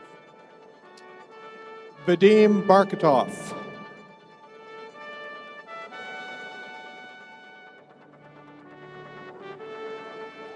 Dylan Krupe.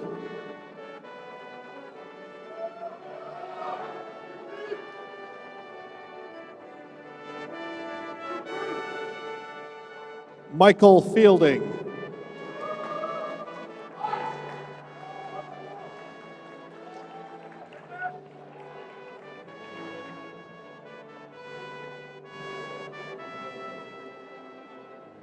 Dion LaBelle.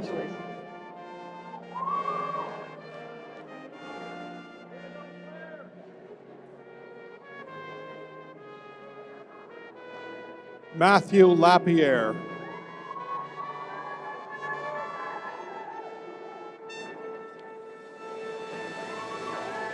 William LeBlanc.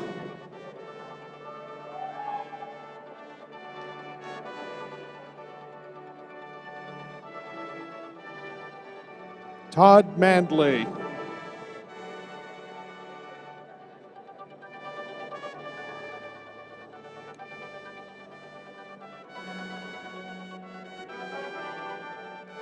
Jeremy Palmer.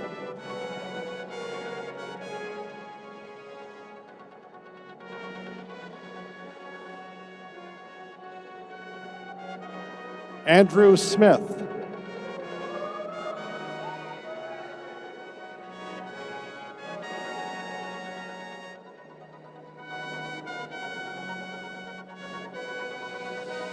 Patrick Thompson.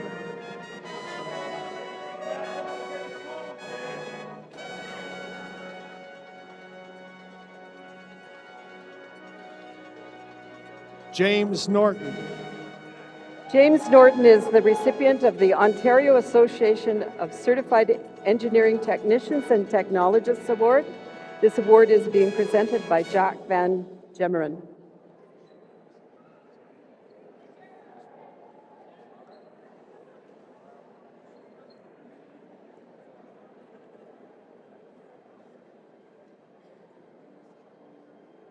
Ladies and gentlemen, the Business and Computer Systems Technician Program graduates.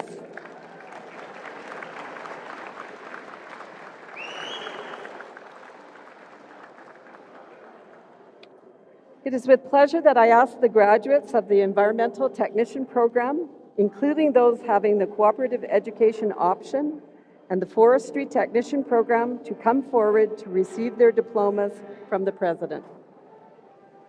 Sarah Hall, coordinator of the program, will greet the Environmental Technician graduates, and Errol Downey, professor, will greet the Forestry graduates. Candace Boyce Caste.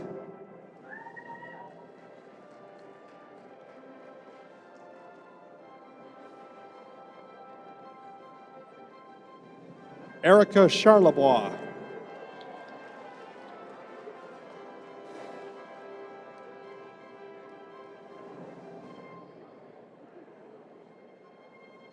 Lauren Lacombe.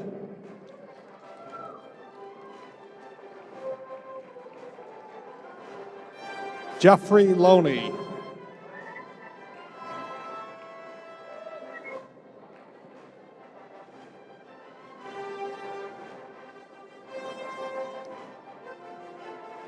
Steve McKean.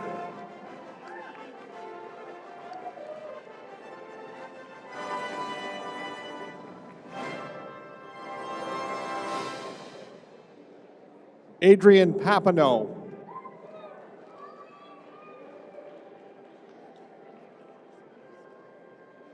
Martina Tomczynski.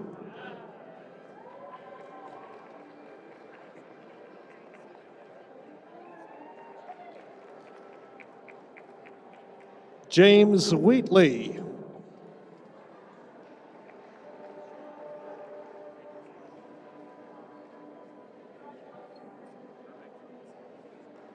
Fraser Young.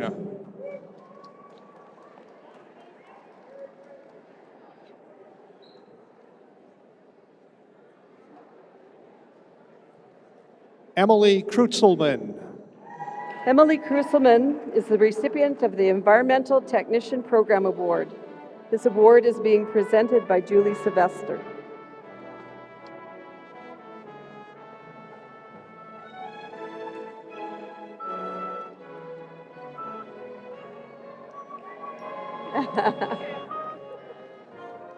Tiffany Lee Holmes.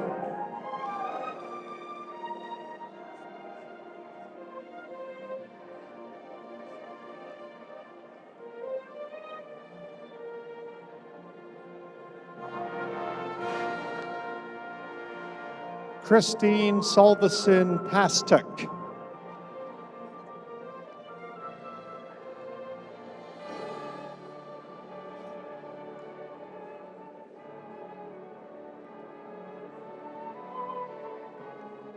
Ladies and gentlemen, the Environmental Technician and the Forestry Technician Program graduates.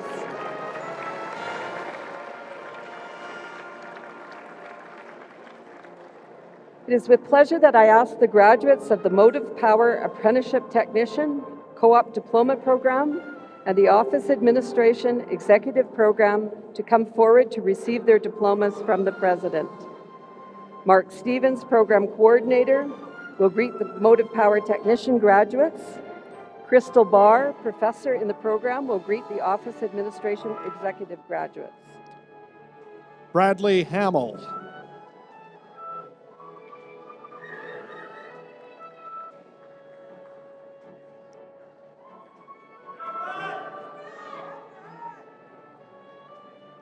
Dylan Hodgins.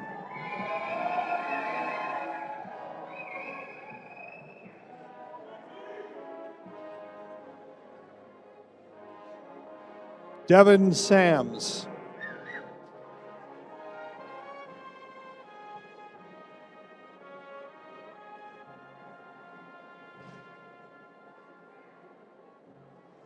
Riley Vanos.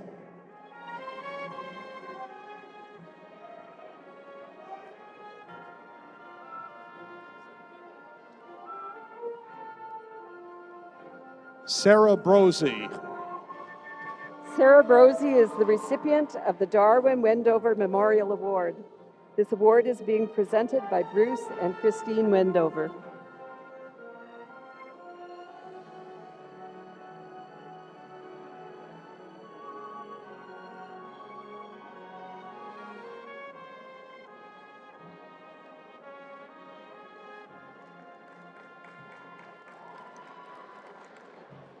Courtney Barber.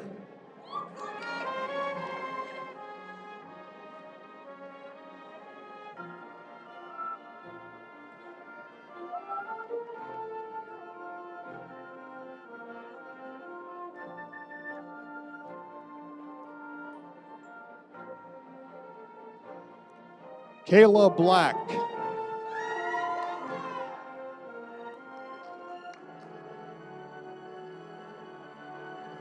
Tess Karina.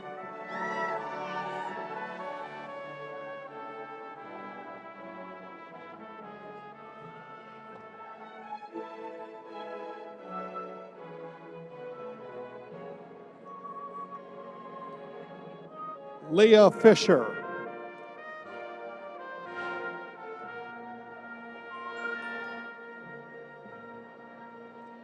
Mary Kay Jones.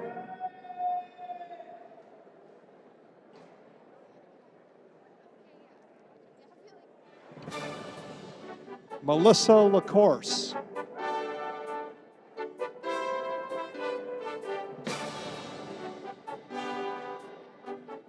Jessica Lambert.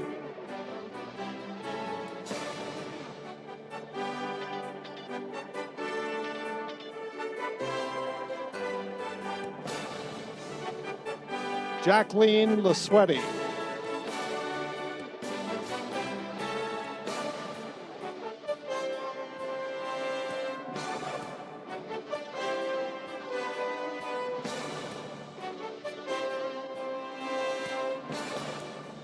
Taylor Robertson.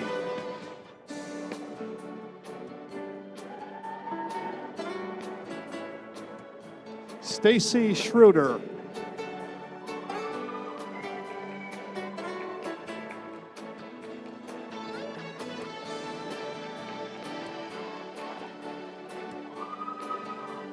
David Sawyer.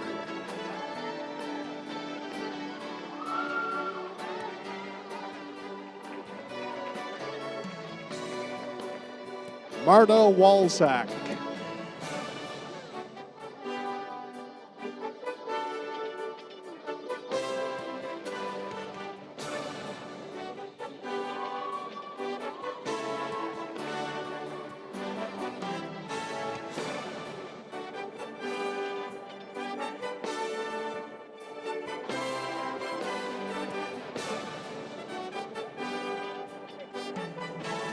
Rachel Pekoski.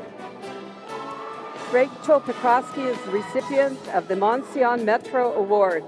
This award is being presented by Connie Pupor, the program coordinator.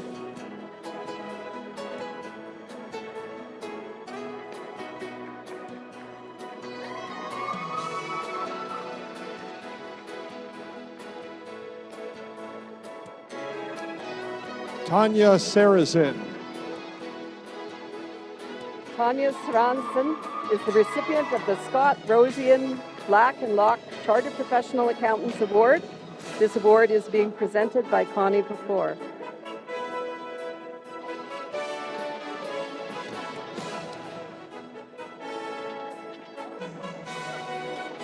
Ladies and gentlemen, the Motive Power Technician and the Office Administration Executive Program graduates.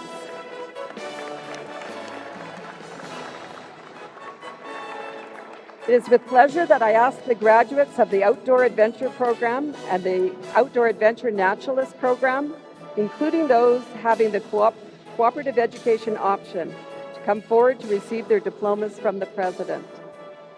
Chris Melmoth, Program Coordinator, will greet the graduates. Madeline Austin.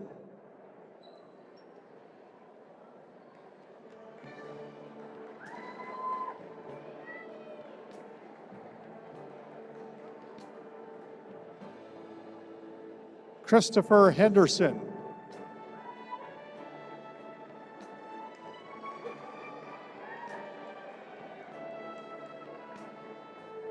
Sterling Iredale.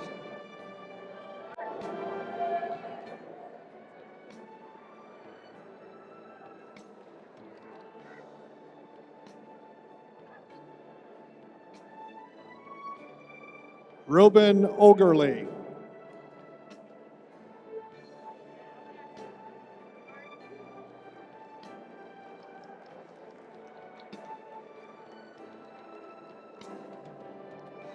Brighton Levere.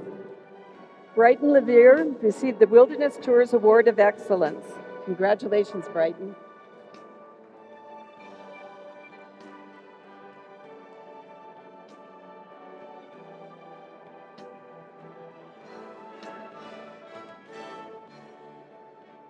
I believe the award has been presented. Was it presented in the classroom? I believe so.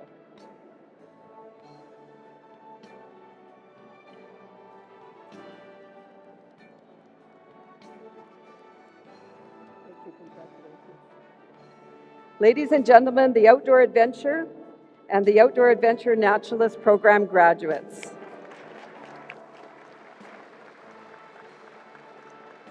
Ellie Gilmore.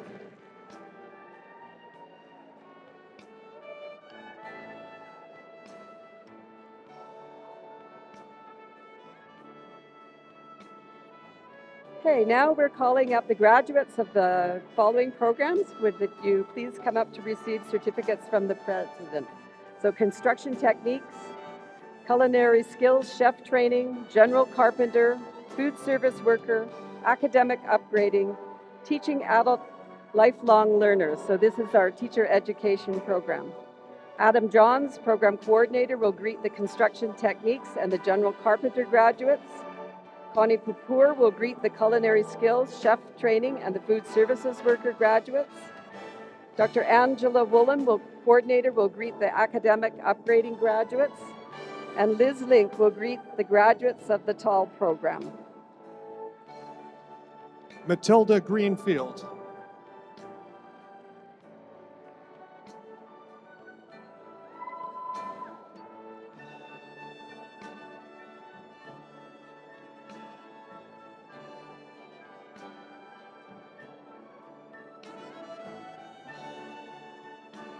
Mackenzie Kerr.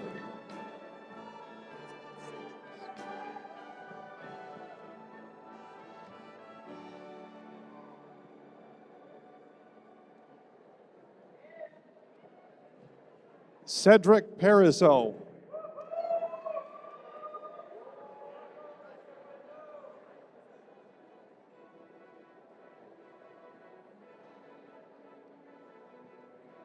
Jordan Green is the recipient of the Rona Petawa Award, and the award is being presented by Adam Johns.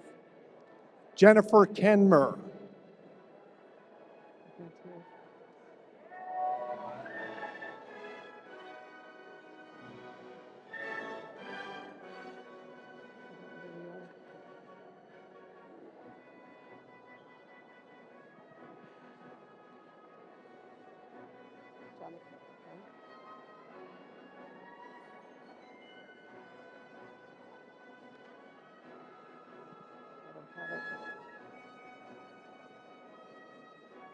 Bonnie Bradley Scott.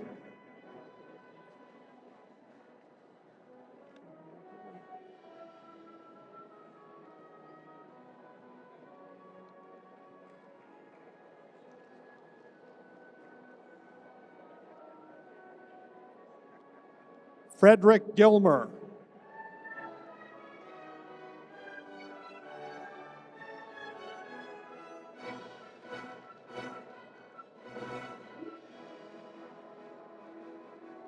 Cole Pinder.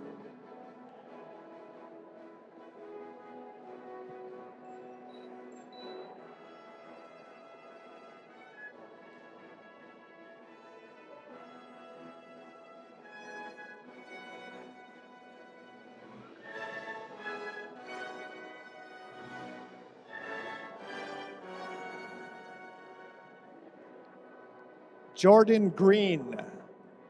All right, I'll repeat that one. Jordan Green is the recipient of the Rona Petawawa Award. This award is being presented by Adam Johns.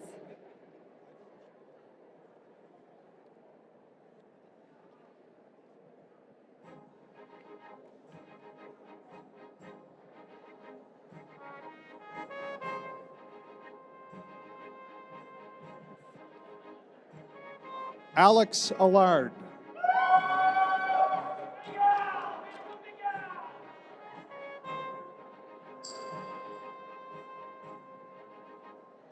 Stephen McDowell.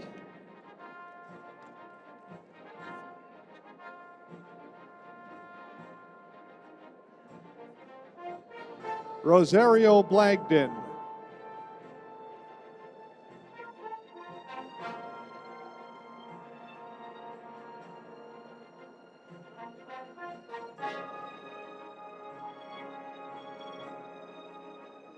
Michelle Deschamps.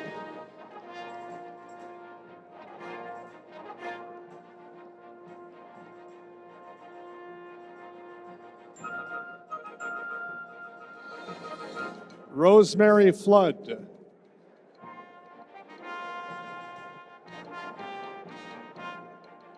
Susanna Mitchell.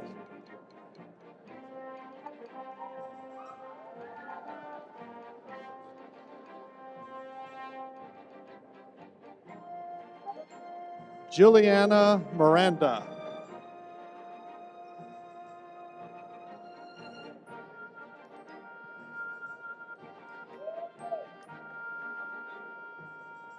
Benoit Lorraine.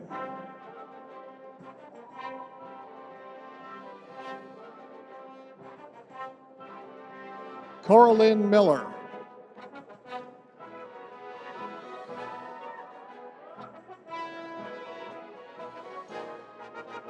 Susie Wells.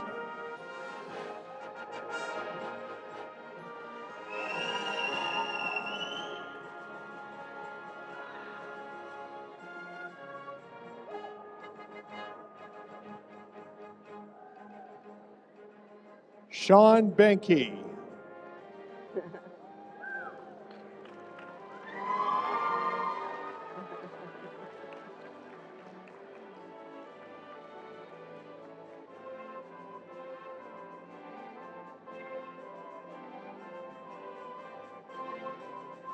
Frank Christink.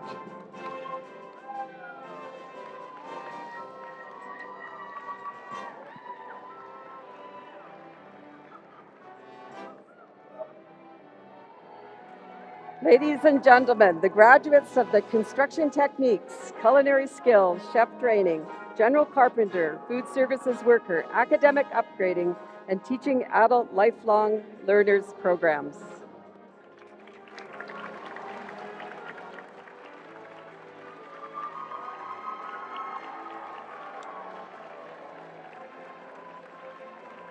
Some of the graduates of programs in the Business Technology and Outdoor Training and Health and Community Studies departments were unable to be here today. President Jensen, I ask that you grant their degrees, diplomas, or certificates in absentia. May I please ask all the graduates to rise.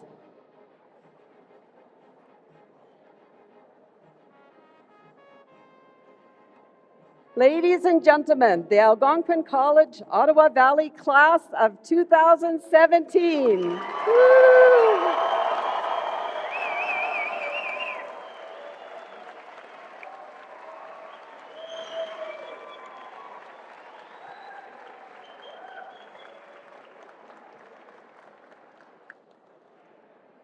Thank you. Please be seated.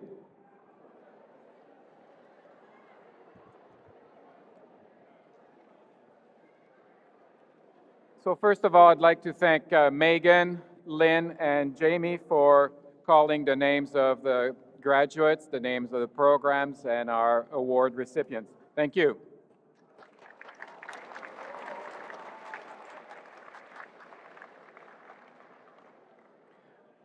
So we're almost done. We have 3 more awards to present this afternoon. Convocation is an occasion not only to present program level awards, but also college and school award level.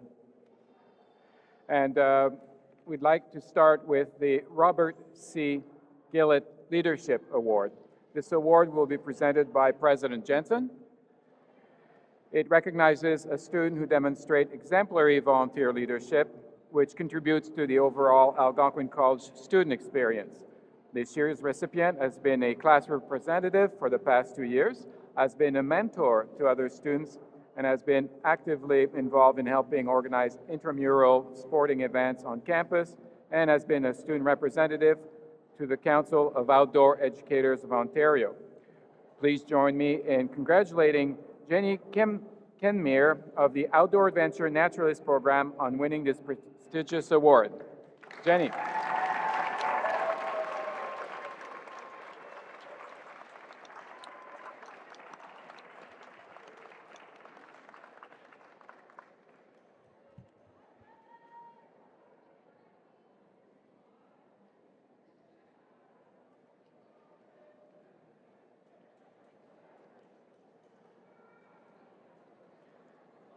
Congratulations, Jenny. President Jensen, if you could step forward. Our next presentation is the Annual Award of Excellence, which is based on scholastic achievement and community contributions. This year's recipient is Sarah Brosey from the Motive Power Technician Program.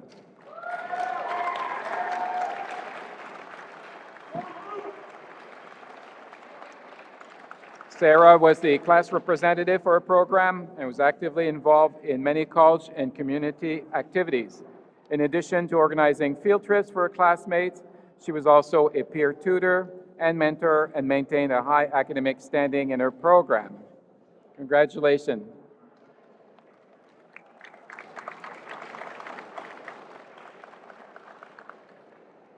Our final award is the Alumni Award. The award is granted to the graduate who exemplifies the greatest concern for the Algonquin College community while at the college. Laura Stanbra, Vice President, Student Services, will step forward to present this award. This year's recipient of the Alumni Award is Michael Fielding, a student in the Computer Systems Technician program.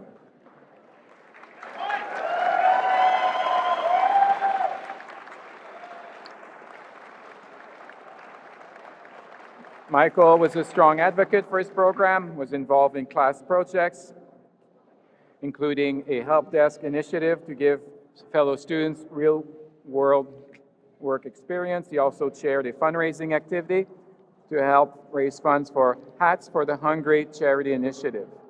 Congratulations, Michael. Well, this concludes our ceremony for this afternoon. There are many behind the scene at the college who organized both the event here at the arena as well as back at the Waterfront campus. And although there are too many to mention, I would like to take a moment to thank them here today.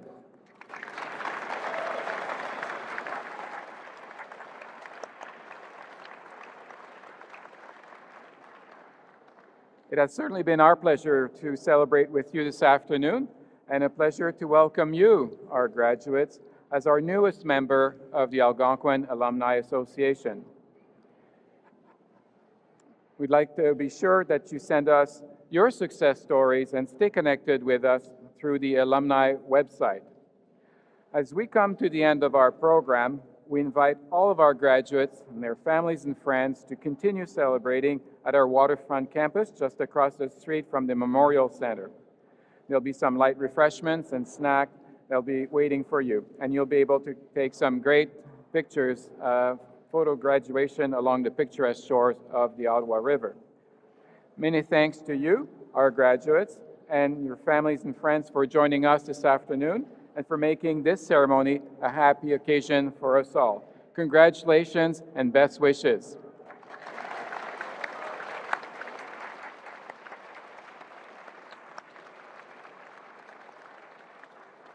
So, ladies and gentlemen, I would ask now that you please stand and remain standing until the end of the recession of the stage party, the faculty, and the graduates. The recession will be led by Piper Major Huey Bryan. Thank you, and have a great day.